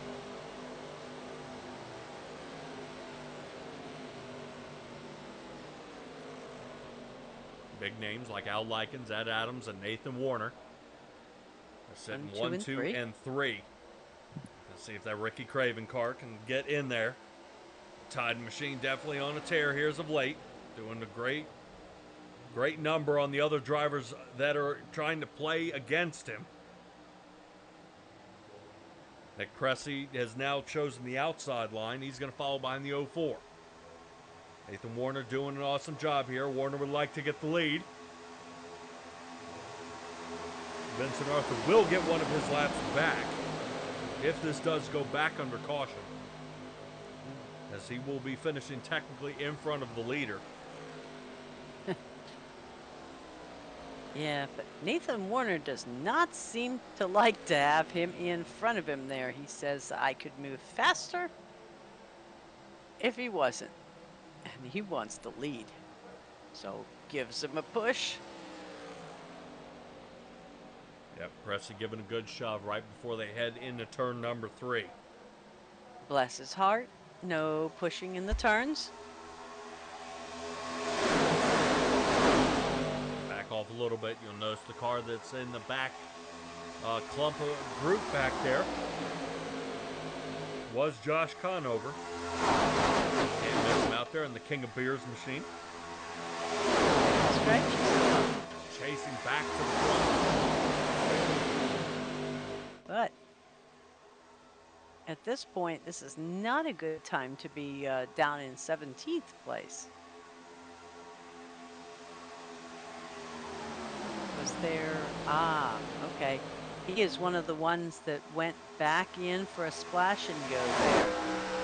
So maybe that's why he's back in 17th, but is counting on being able to make it the whole way. Now pitting on lap 100. Yes. Might be able to squeeze it all the way to the end. I don't think he'll have enough, but it may be enough fuel to make it there and back.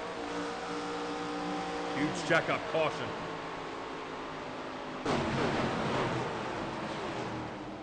I think Gillis is caught up in one.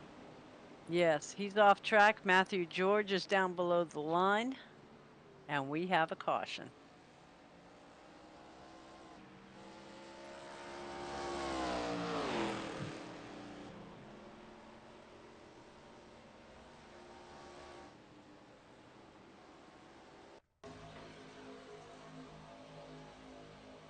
Take a look, yellow line is where Gillis is. Whoop.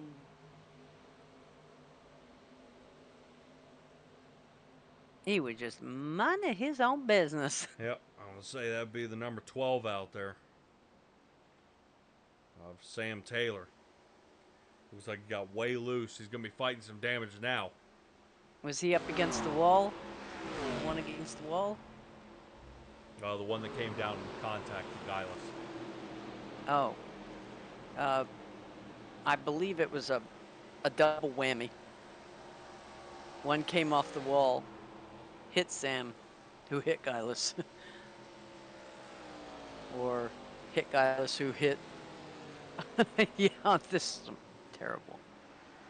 Who hit Matthew George? Huh. So hopefully the final caution here of the night. Pit crews are saying it may be an idea. Everybody come on down. Maybe some tire strategies are going to be taken, but this should be enough opportunity for them to take fuel. And maybe for the final time.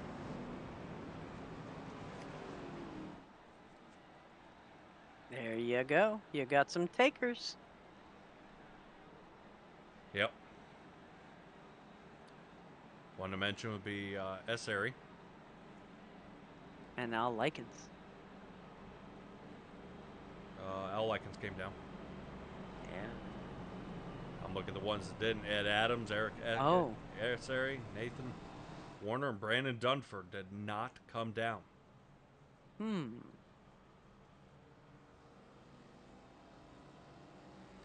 normally this gets the drivers wound up pretty well if they don't come down and pit. You've got a guy on old tires sitting in either the front or the second row, which ends up jamming up the line. But you say on some of these long tracks that the tires are not that crucial. And I would venture to say Ed Adams and Eric S-Area took at least 2 at 96. Maybe? Yeah.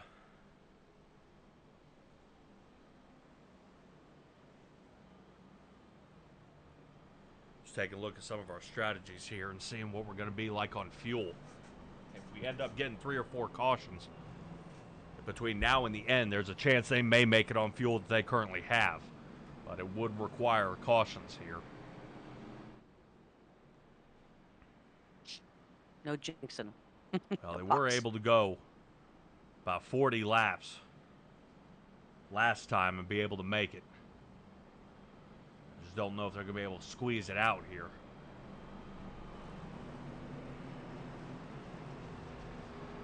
So everybody pitting currently has got it in the bag. They're going to make it there to the end. Now, question, was Vincent Arthur in front when we got the caution called? I believe so, yes. Aha! So he should at least get one of his laps back. See, because I was thinking there wasn't a lucky dog, but there's a wave around? Yes, as long as you're out front. So when they start to the inside line, if they can stay out in front of that leader when if a caution were to come back out, that'll get him the wave around. Okay. Other than that, everybody's lap down remains a lap down.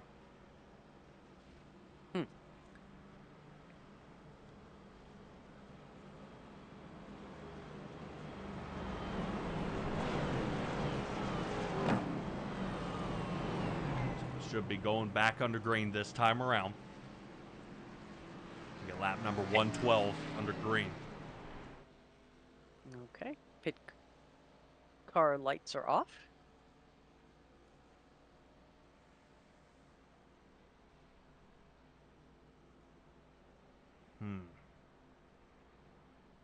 Yeah. Looking to see, watching drivers like Dalton Tucker. He'll be starting in 12th back there. And Joey Stats, who's in the Kellogg's car. Odd to see some of these drivers when they get that far back. If they got a, if they have a plan of fighting their way back up to the front, or if they're just going to kind of hang back or what. Okay, I have a procedural question for you. Since we have such a long line on the outside, such a short line on the inside, does the rule still stand, no changing lanes until after the start-finish line? Right. Or once the green flag is down, can some of these guys on the outside line switch down real quick and keep going? No, not until across the line. Roger that. Okay. So we'll see Ed Adams and Eric Essary outside line. The 21 and the 32 take off here.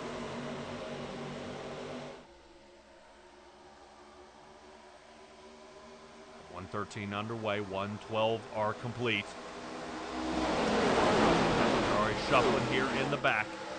That's the number 2 machine. He is a lap down. Dylan Picklesheimer being in some trouble here. Has few laps, not looking to give up any positions, and here it comes. Our next caution, this one involving Daryl Johnson.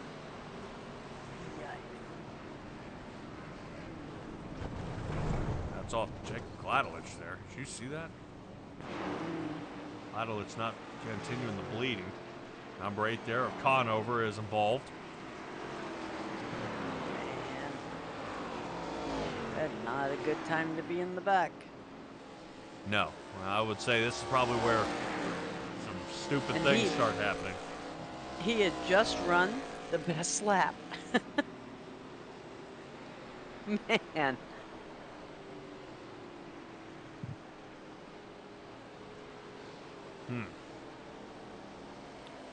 Caution back out here onto the track.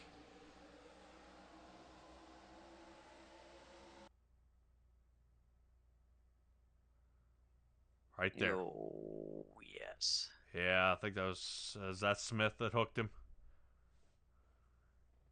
Caterpillar. Yep, number 22, Cody Smith. Boy, and the number 88, returning back to this race, James Hudson, holding on to 26th, cannot get out of there.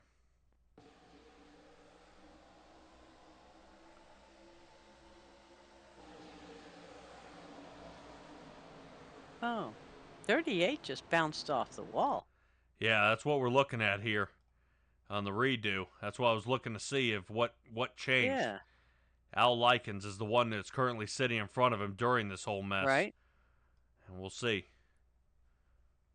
Boink. Yeah. Yeah, I don't think it was a hooking issue. No, but it was starting to move to the inside of him. What ended up happening is, remember I said how when you hook into the wall, But what Oh, ended up happening is the 38 he, got snagged into the wall, tried to get off the wall, and somebody was trying to make the pass on the inside instead of zip. letting off a little bit and letting the guy disconnect. Ah, So what do you say everybody come down for a quick splash and go again?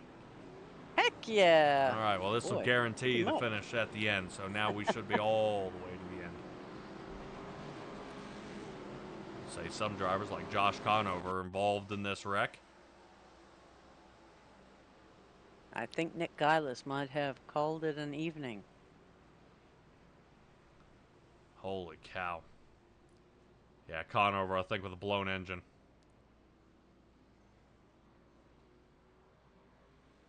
I don't think he expected the 88 to roll back up the track. Oh, I see the puffs. Yep. That's not good. Yeah, watch Hudson here in the 88. This will give us another clue. Pops off the wall, comes down, catches the 97. 88's firmly sliding. Watch Conover. Boom! Oh, my goodness. Yes, that was a wicked hit.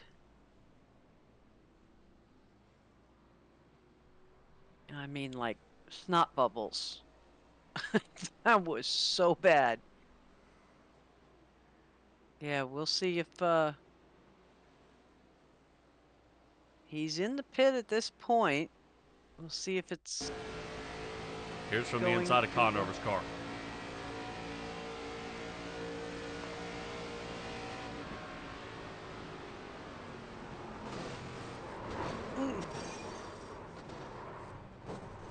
Yep, engine 1500 is still idling at least. Yeah, it was still running, but Conover's night will be over. He will not be returning. Another Hendrick Motorsports driver down for the count here. Late copy involved. Right now, the 31 machine trying to get himself piece back together here. So Stellar was starting to collect the cautions now. 36. Looking at Vincent Arthur, I think might have actually got another lap back because he has not come down since lap 73. All these other fellas are, I mean, unless something's not counting, he is still rolling from a splash and go on lap 73.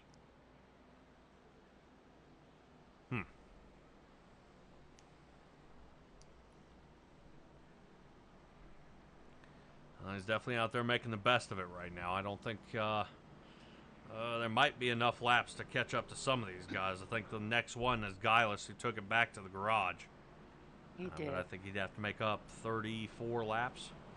Oh, absolutely. I'm just looking at the conservation here. I mean, we are on like lap 115. Yes, and we have currently gotten 3 cautions since the last time he pit. Okay. Do you think he is counting on one more, at least? Because, I mean, these guys are coming in, you know, splash and goes every time. So they're at 114, 115. That's... We're going to see what happens. Pace car lights off. Pace car in the pit road here. Away we go. So we get back underway to get the Daytona 375. Nicholas Pressey sitting out front. Al Likens returning back to the second place position they originally qualified in. Great job as well during the Gatorade run. Those were our 2 pole sitters for the Doors. Yes. These guys Nice. still going out. A little smoke here in the back, so there's a little bit of rubbing. Right now somebody's starting to get shuffling out there. Right now I believe with the 04, Nathan Warner. Getting a little nervous out there in the 04 machine.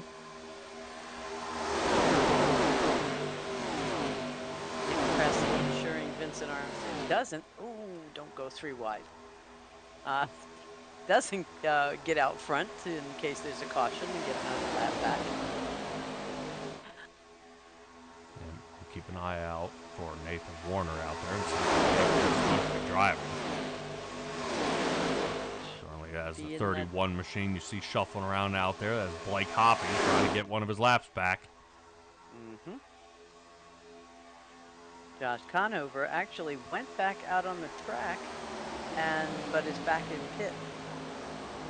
Somebody just came back in anyway. Do we have a drive-through?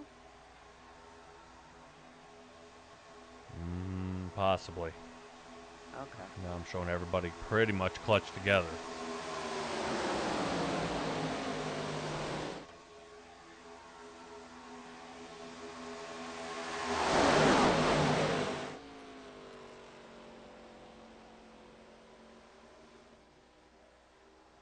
Yeah, Daryl Johnson. 23-second pit lane time. Go.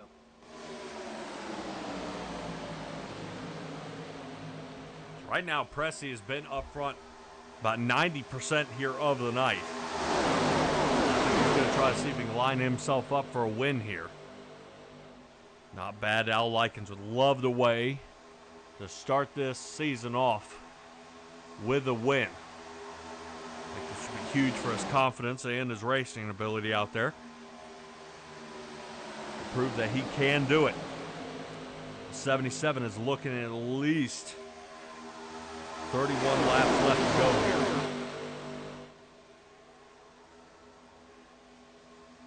Are we looking at a win and you're into the playoffs in this league? I do not believe so, no. Okay.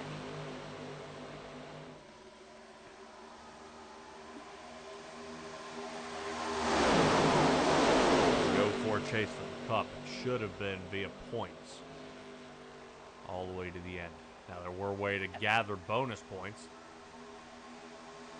Such as the lead laps and things like that? Yep. All right.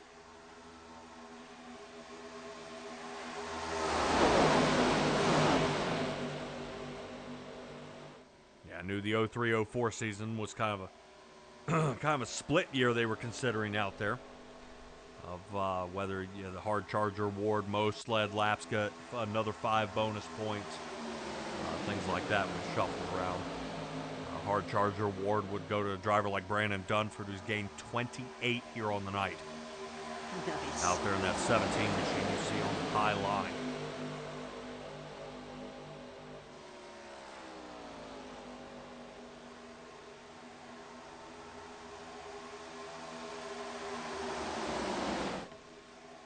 Right now he couldn't be asking for better as he's battling for 5th out there at a lap 122.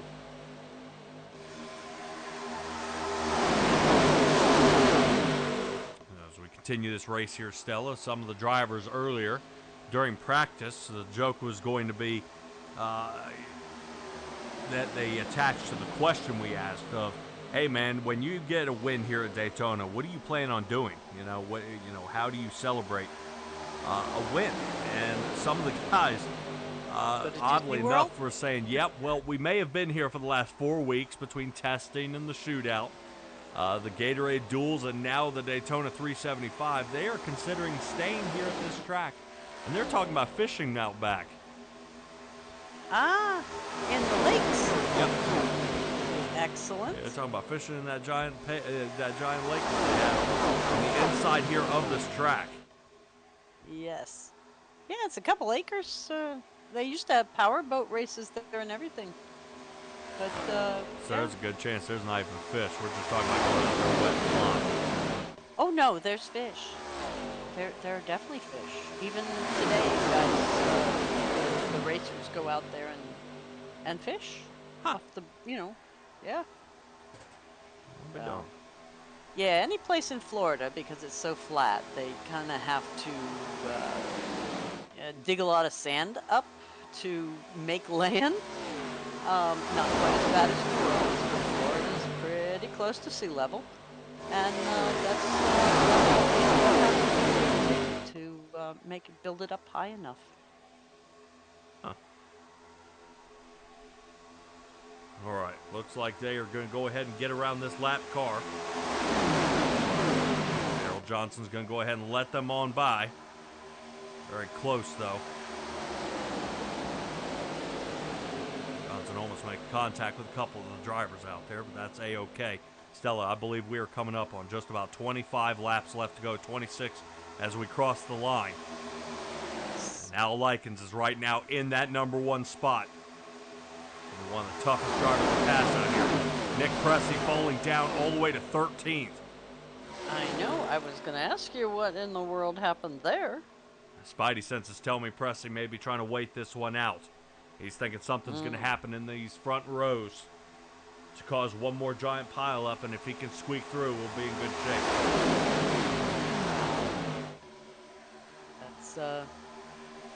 That's counting for a lot. I would say if there's 10 laps left to go and it takes out 10 drivers in front of you, he'll be okay, but 10 laps, he may be using that to see if he can fight his way back to the front.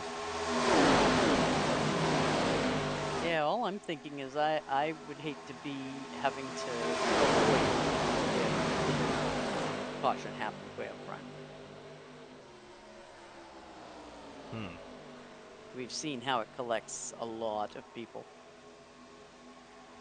Yeah, that we do. It collecting some more than others. Some able to get out of there unscathed.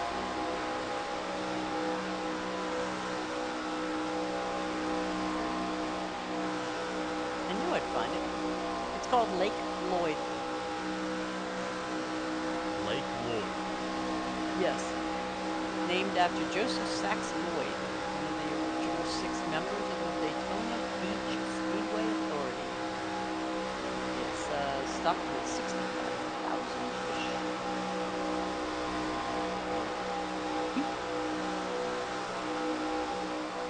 I knew I'd seen it somewhere, just didn't want to get the date wrong.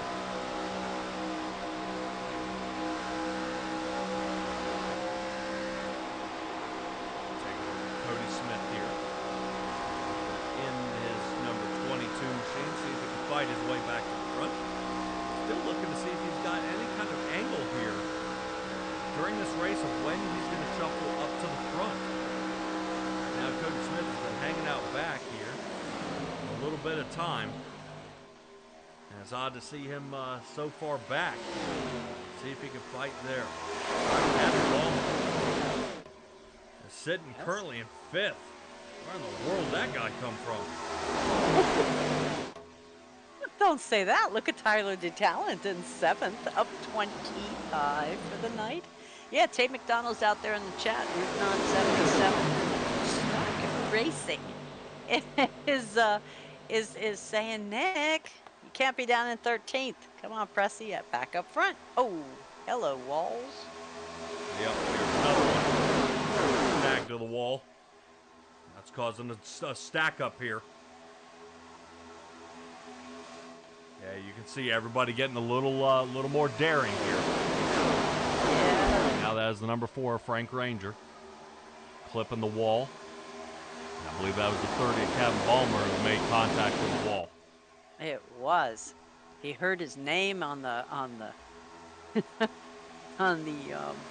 SimTraX broadcast and not pay attention. Yep.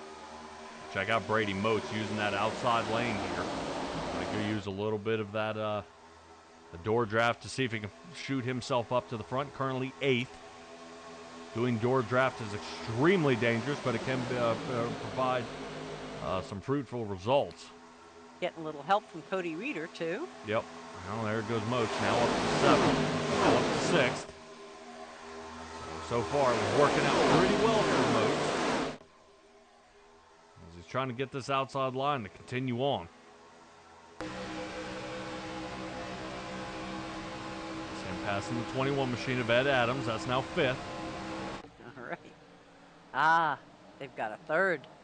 And then finally connect up here with the 31 machine. But that's not necessarily good because Blake Hoppy's down about 3 laps and might actually kill their drive. Yep. Hoppy currently in that 31 machine tonight. Currently, I am seeing that Corey Harville should be in there. Yeah, they're killing me with the subs. I've I've got to find some data before next race. Yep. I'll try to figure out who's in and who is out. 281 views here so far for this race. 20 laps left to go. We are starting to definitely raise up here. Speaking of raising up, there goes Al Likens. That's around Conover. Wow.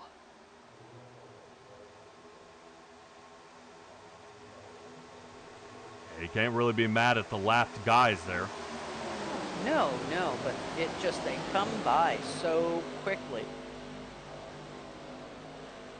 Well, and they have the right idea to place where he needs to be to not get in any sort of trouble. Right now, I know a bunch of people out there in the group rooting on Al Likens, who currently still has the lead here. 19 laps left to go.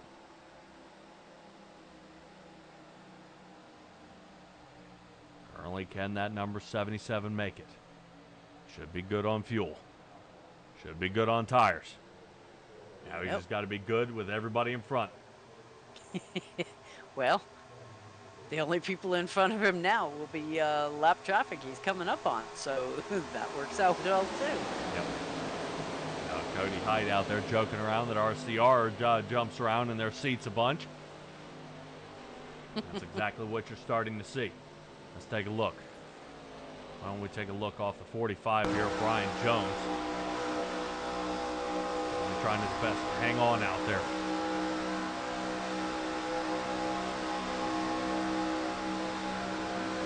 Good job. He's up 6.9. Yep. Steering wheel jerks around even more. Yeah. I've got to say, some of these guys are getting pretty worn down. Yeah, I hope they have fans on. They turn the air conditioner down to 45 before the race starts.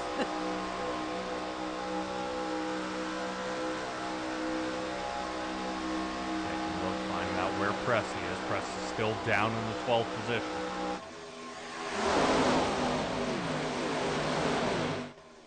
Pressey maybe just sitting this one back here, Stella. I think he thinks something's getting ready to happen.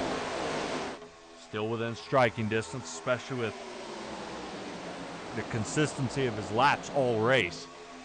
Yes. Falling just shy of perfect on the fall off with his tires. Well, everybody else has been a bit more aggressive to get around him.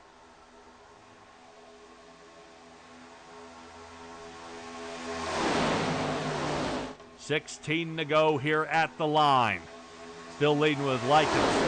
Nathan Warner, Brady Moats, Dustin Kaliba sitting fourth. Brian Jones is fifth. Right now we've got some contact here in that front. This looks like the 04 of Nathan Warner rotates up and makes contact with the 31. So definitely getting a huge burst of speed out there. Blake Hoppy trying to keep that 04 down in the bottom.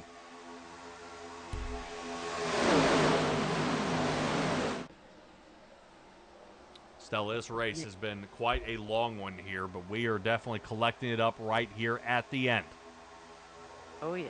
I don't know about you guys. You can start feeling the tension build here just a little bit. Your favorite driver might not be close or quite within striking distance, but you definitely got to stay tuned in here. You never know. Yep, as we're looking over 30 miles left to go here at Daytona. Guys are going to be gunning it at the line. And right now, is Al Likens in a good spot or is he in a horrible spot? Stella, what do you say? On these long races, they always say being in the front is the worst place to be because somebody's going to slingshot around you on the last, 100 yards. But he has had the speed in his car all night. I think he's going to take it. Well, the farther he gets out there, the better it's working out for Al Likens. Coming into a new league, a new driver, being able to come away with a win. Definitely like to be able to add that to the record books as he keeps this one rolling. Right now, that we're taking a look here over the top of the number one of Brady Moats.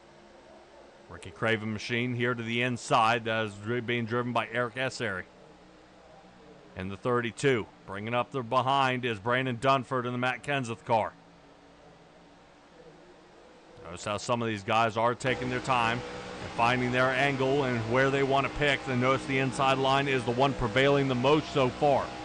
Outside line is unfortunately crumbled. And they're hoping it'll come back together. And they can race it toward the line. Nick Geilis out there going, just one of those races, but still cheering on the 21, 17, and the 99.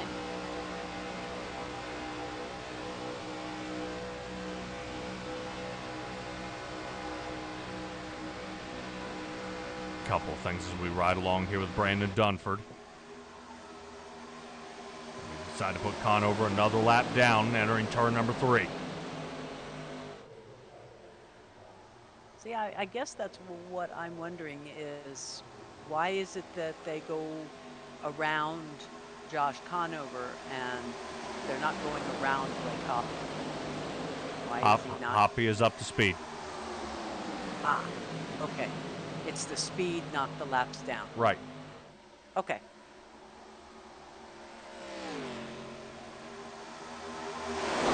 Now, if Al Likens can come away with this win.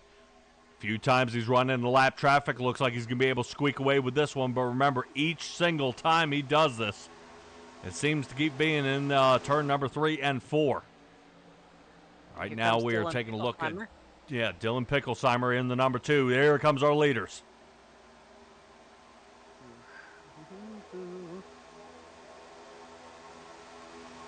All right. Front half is successfully passed. Second half bringing it up the back. Vincent Arthur starting to reel him in.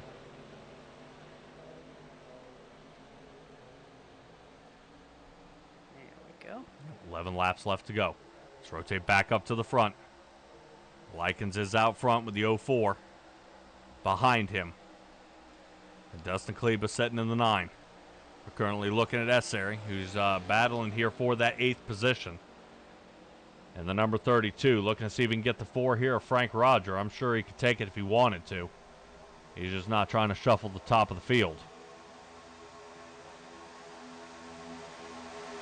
Yeah, that 4, Frank Ranger, makes some moves. I'm just, makes my hair stand on end some.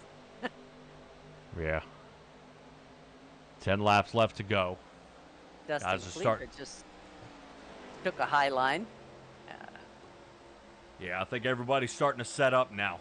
Finding the Yes. line they want to run. Al Likens not going to have an opportunity. Here's the outside line. It's finally coming together. Kleba to the outside. And notice Cody Reeder. Reeder's going to be there pretty close.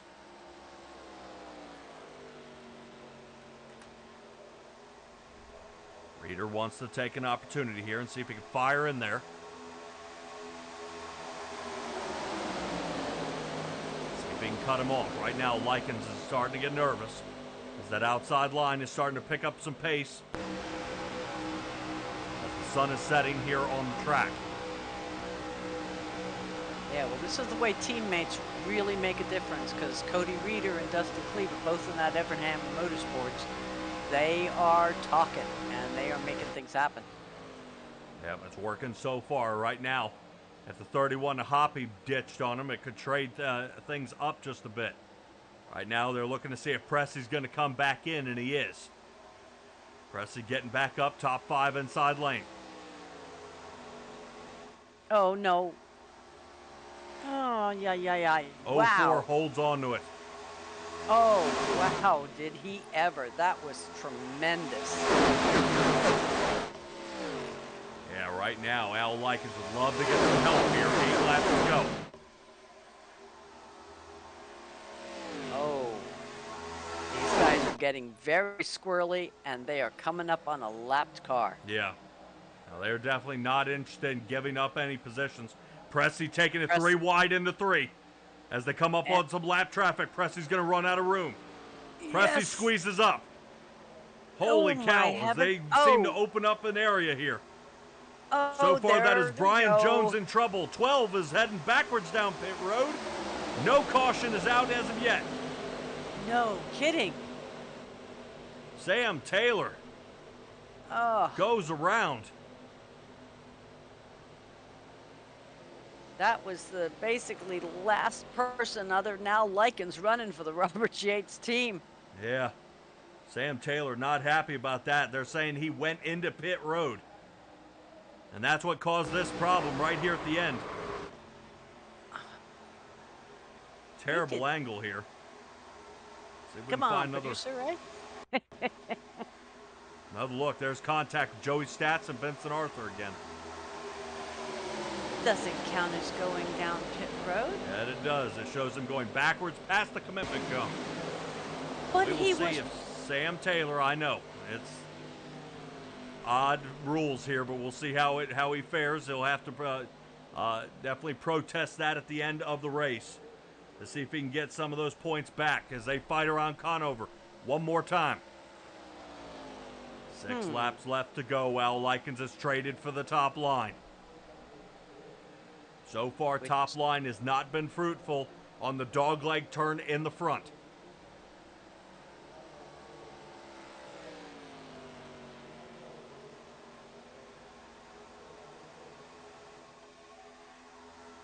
Here's the race to the line. Let's see how Al Likens does. I think Cleveland clears. No. Just barely beats him at the line. Less than 10 thousandths of a second at that line. Yeah, I know. This is going to be a close one. Right to the end. Al Likens definitely use some help from Nathan Warner, who's currently sitting directly behind him. Now notice Nick Pressey has fallen down to the 9th position. Battling to back up and trying to see if he can find a groove. Getting behind Brady Moats. Now Al Likens can't seem to find a friend here that wants to stick with him. As Likens is losing some ground. Squeezing down that bottom line here to keep that door draft, waiting for a push. Yeah, I don't believe Nathan Warner is in the market to be pushing. He seems to be just working on that fresh air of his own. Maybe eyeballing to go around, but...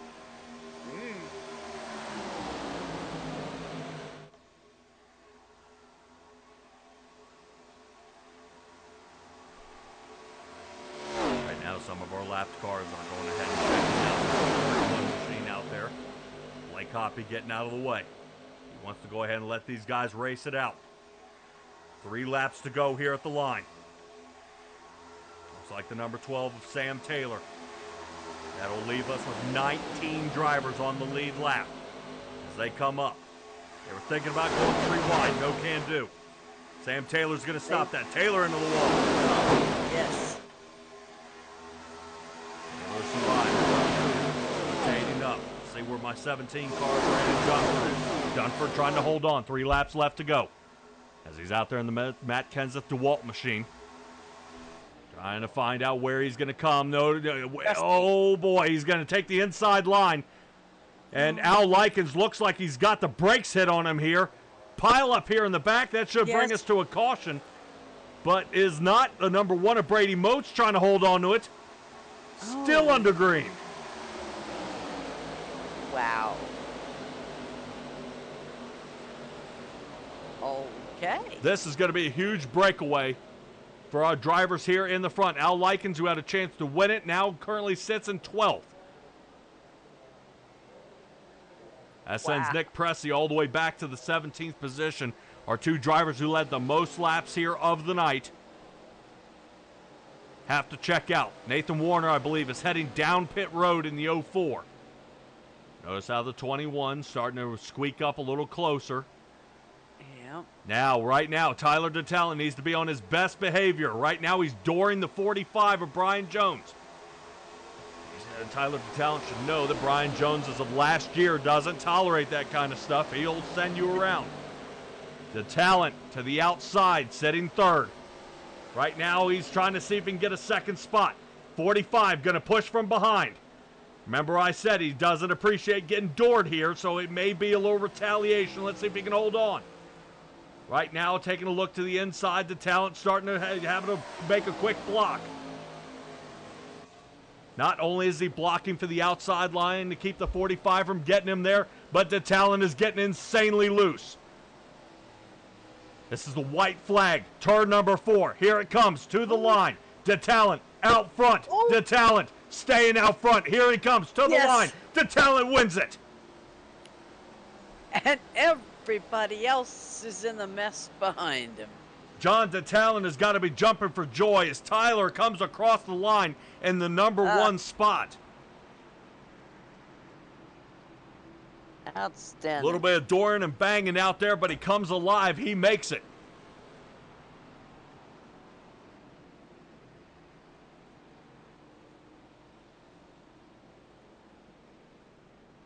And Eric Essery and Cody Reeder, 2nd and 3rd.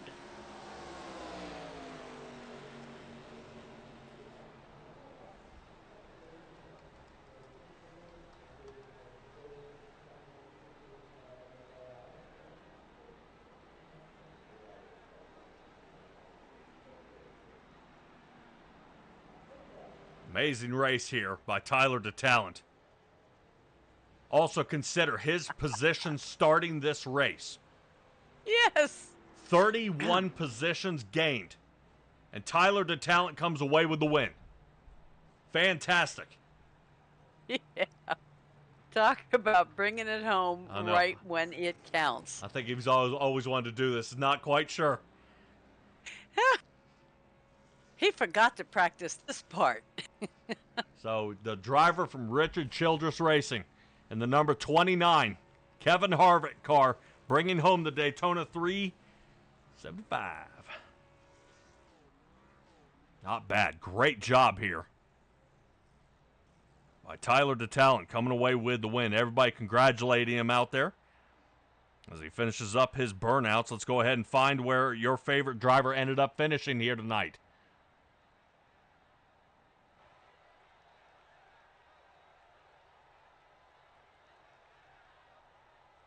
Awesome race here.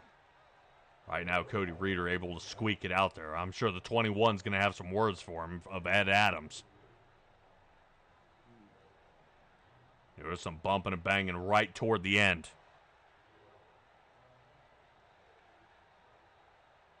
Yeah, some of our leaders definitely are back in the teens. Our 2 pole winners for the duels. And here are back in 14th and 18th, respectively. Yeah, Al Likens getting checked out there right at the end. Yes. Definitely mashed him up there. All right, guys, hang in there. Let's see if we can run our guys down and have a chat with them.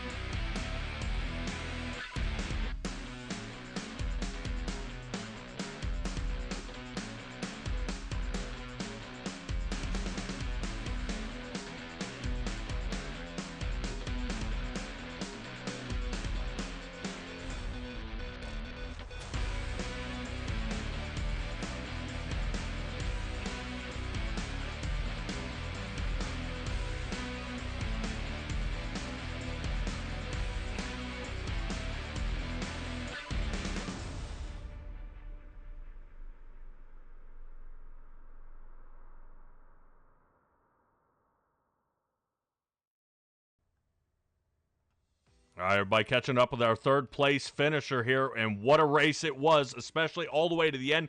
Cody Reeder, man, you seem to get some teammates out there with Dustin Kleba, but he didn't seem to survive. Talk to me about the final few laps here. Yeah, it was just kind of just survive. I mean, we were so low on fuel, just trying to pace around at a rate where you weren't going to get past, but you weren't going to burn too much fuel. So I tried helping as much as I could, but when things, I say all hell kind of broke loose there, I was just trying to get to the point where I knew I had enough gas, and then once I looked up and saw nobody behind me, I was just like, well, I might as well see if they'll wreck coming in line, and I hate to say luckily they did. I know it cost Dustin and Brian both the win potentially, but worked out for me. Boy, as this kind of shuffles around out here, what's your take on the Gen 4 cars? I think they're a blast. I mean, it actually, no offense against the next gen cars, but it actually takes some talent to hold this thing underneath you, even at a track like Daytona. So, I was pitting and the tire wear was really high, which I was surprised, and actually had to use some tire and save some stuff and to be able to get there to the end. So, yeah, I'm looking forward to this season. I think the best drivers are really gonna show out every week, and it's going to be a lot more into the driver's hands and less on chance, just based off of holding wide open in the corners and that kind of thing. All right, well, the 2-tire pit stop that you made earlier in the race worked out very well for you and kept you up toward the front. Jeremy Mayfield wished he had made a play like that. All right, give me a shout-out here, Cody, and we'll get you ready for Rockingham next week. Yeah, I just got a shout-out. Great race for Dustin, and Brian Jones is like a first official race as a teammate. So, congrats to those guys, all of us getting in the top 5. Wish could have been a victory lane, but finishing 1, 2, 3 for the guys that are running in points, that's big to start the year. So, shout out you guys putting on the race on stream, and Josh putting on the league. It's been fun just, going back in time a little bit and seeing all the paint schemes, and looking forward to just this year and getting every track, and almost a new challenge with not knowing how the car is going to handle everywhere. So yeah, it's going to be exciting. All right. This track was bumpy, so is the rock. Cody, good luck to you, and we'll see how you do next week, buddy. 10-4, thanks. All right, Stella, you were catching up with our second-place finisher out there. Go on. Oh, go on. My goodness. Okay, well, Eric Essery, second place. Nice job tonight. Yeah, thanks. This is the first time I've run with this league, and didn't know what to expect, just trying to be respectful to everybody else, and that kept my car clean, and was able to just stay in the middle of it right to the end. Absolutely, not just in the middle. You were right up here on the podium. I'm happy to see you. Welcome to NORA, and it's a good league, don't you think? Yeah, I'm excited about it. I love these cars. The Gen 4, they got a lot of power and makes it a little bit more driver. The reason why you're going to run good is for the driver. And here's a little different, but I'm looking forward to like Rockingham and next coming tracks, so we have a little more fun. But all these new cars that come out with no horsepower, it's a little boring. So these bring the excitement right back to it. Oh yeah, I was just saying I get 3 inches from the screen when we got finishes like this. Very, very exciting, very nail biting, but I try not to do that. Yeah, you mentioned Rockingham. You got any predictions for us on that one? How you gonna do? Well, it's my kind of race. I like to. That's just because I can't run hard the whole time like some of these guys, so I have to take it easy, and that's what it takes to run well there. So just got to conserve the tires and not get fooled into running too hard and that sort of thing. So I just enjoy, like I said, these high horsepower and finesse that it takes to run these. So patience is a virtue at Rockingham. Yeah, absolutely. Okay. Well, congratulations again on your second place. And how about some shout-outs? Yeah, the Roush guys down there, I don't know if you can tell during the broadcast, but they, I'm a single car team technically with a 32. So they let me and Ed Adams, who's in the Wood Brothers 21, join them and just kind of help work some strategy. And so they helped us out a lot, and being brand new. So that was real nice of them, and they were really good to work with. And then whoever's watching, I know my dad's watching, maybe Mom might be watching, but anyways, just say hi to them and my red hot smoking fiance, Hillary. Nice. Well done.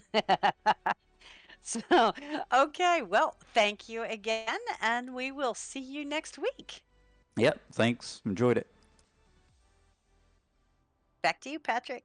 All righty. Well, awesome job here by Eric Essery. Not bad there as he gets in the number 2 spot to get this one kicked off here for the season. But I got to admit, There's a guy who I guarantee you is kind of jumping for joy right now, and that is going to be Tyler DeTalent out there in the number 25 Chevrolet. And the Kevin Harvick machine, man, oh man, did you make it just in time. You squeaked by at the end as the carnage was happening behind you, but a little bit was it from you dooring a couple of guys, Tyler. How loose was that car out there right at the end? It was pretty crazy. The bumps are horrible in the corners, and I mean, at the end there, you're just trying to hold on, and you're just not lifting, and you kind of got to just do what you can to get, take any run you can get and try and just get past whoever you can, because you never know if you're going to get another shot to, do it, as you could tell by what happened behind me. Oh, they didn't say it back in 04, but I guess you decided to full send it through there. Definitely a tough race that we saw all over. I know a couple of ones. We took a ride along with you through some of the wrecks that you had done, or actually not done, had avoided, especially the lap 9. You had slid sideways and weren't even close. Some of them, it's just like the seas parted here. But man, coming away with this season, race number 1, where the points start mattering here, buddy. As long as you didn't drive through too many pit boxes or nothing happened at a start-finish line, you come away with a win here and have a heck of a momentum builder heading into the Rock next week. Yeah, this is crazy. I really thought for sure that I'd be talking to you guys from the care center at some point, because that's normally how stuff goes. I come in super excited, and then I just leave mad. But I don't know, we just kind of bided our time. We didn't push too much too fast in the beginning. Saved our stuff. I saved enough to have 1 lap extra of gas, actually, so running about 3/4 throttle that last run. So it was I'm sweating. Well, man, oh man, the way this race went, we got a few more cautions, I think, than I expected, but some of them, some odd things happened out there on the track, that's for sure. But you were able to slice your way back to the front, and I'm hoping we're going to see a lot more of you this upcoming season. I see John out here has been rooting you on, and it almost seems like he had no doubt in his mind that you were going to make it here. And especially when you sat top 5, I mean, you think you think that might have been your time to shine, or you just placed yourself in the right position, or how in the world did we wiggle our way up to the front and really get that number 1 spot? Well, like they even say in real life too, sometimes you just kind of black out, and you just got to go. And I kind of did that. If someone moved off the bottom, I had to stay committed. 3 wide, and especially going around a couple of the lap cars, it got pretty dicey. But once I got up there, 3, maybe 4 rows back from the front, I felt like I had a shot. These super speedway races are definitely my favorite races, just because anything can happen. Yeah, it's always the you just never really surprised, but there is a lot of surprising things that can happen. All right, not very often we get to talk to you up here in the booth, but man, the Rockingham is going to be tough next week, so we better get you ready for that. Go ahead and give me your shout-outs here with your first race win, buddy. Yeah, I'm not going to lie, not like super excited about Rockingham because I know it's so hard, but we'll give her a shot. Might spin out a couple times, but it's a tough track. But I want to shout out everybody watching. I know I had Dad and Mom watching, all my buddies that tuned in, and all the guys in Fast House that keep everybody wanting to come back and just race with each other. All the guys in NORA, you guys for doing the broadcast and putting that on. I know it's a long race, and I'm glad you guys were able to stick to it. And Driftless Designs by Blake Hoppy, just putting out just banger paints. We'll shout out a couple guys that neglected to shout out their own deal, but Cody Reeder and Dustin Kleba have a podcast. It's on Spotify, as I know, Inside the Hauler, where they talk about NORA and the stuff that happens in the weekly NASCAR races. So they're good guys to listen to, and they're good guys to race with. But yeah, just thank everybody for tuning in. That was freaking awesome. Man, talk about where you originally started this race. That also gives you the Hard Charger Award of 31 positions gained. Yeah, so I missed the duels because I had something else going on, and I thought, well, starting in the back's fine. I can ride and see what happens, and I guess it worked out for me. I guess I just need to stop qualifying at super speedways. Here we go. Here we go. I was going to say super speedways is always a chance of fighting forward, but I do not recommend not qualifying at tracks like Dover or Richmond. You might want to get up to the front. No, I'm like a mid-pack guy there. Super speedways give me a little bit of time to shine, so I'm going to take it, and you know, this is awesome. All right, Clay Roth out there says hello in the chat as well. So Tyler DeTalent, congratulations, buddy, and we'll see you at Rockingham. Yep, thank you guys. See you guys later. All right, Tyler DeTalent, first race win. That works out fantastic for him here. Congratulations to the number 29. What an awesome run it was here for him tonight. Stella, NORA Gen 4 Cup Series does not disappoint. These cars are definitely fast, and you hear nothing but positive comments from any driver that this is the car to drive.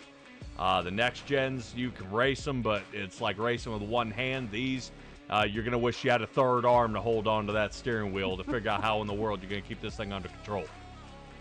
Yeah, as we heard from Eric Essery, it's more of a driver-centric car, and I like it. I mean, it's working for me as a viewer. Yeah. Well, not only is the car driver-centric, but now we're going to start heading to even tougher tracks, Daytona being one of them, so we can mark that off the list. We'll see all you guys at Rockingham next week. Definitely keep an eye out for that, as that track is going to be oh so tough. Drivers are already hopping into the car that has been shipped to Rockingham, and they are heading over there to get qualifying underway. But until then, we will see you guys next Monday for the Rockingham race. Yep, I said it. See, I said it 4 times, so you should be able to remember it. It's hammered into your head. But from all of us here at SimTraX Broadcasting, bringing you the National Oval Racing Association Gen 4 Cup Series. Be well, be safe, be kind. See all you guys next time.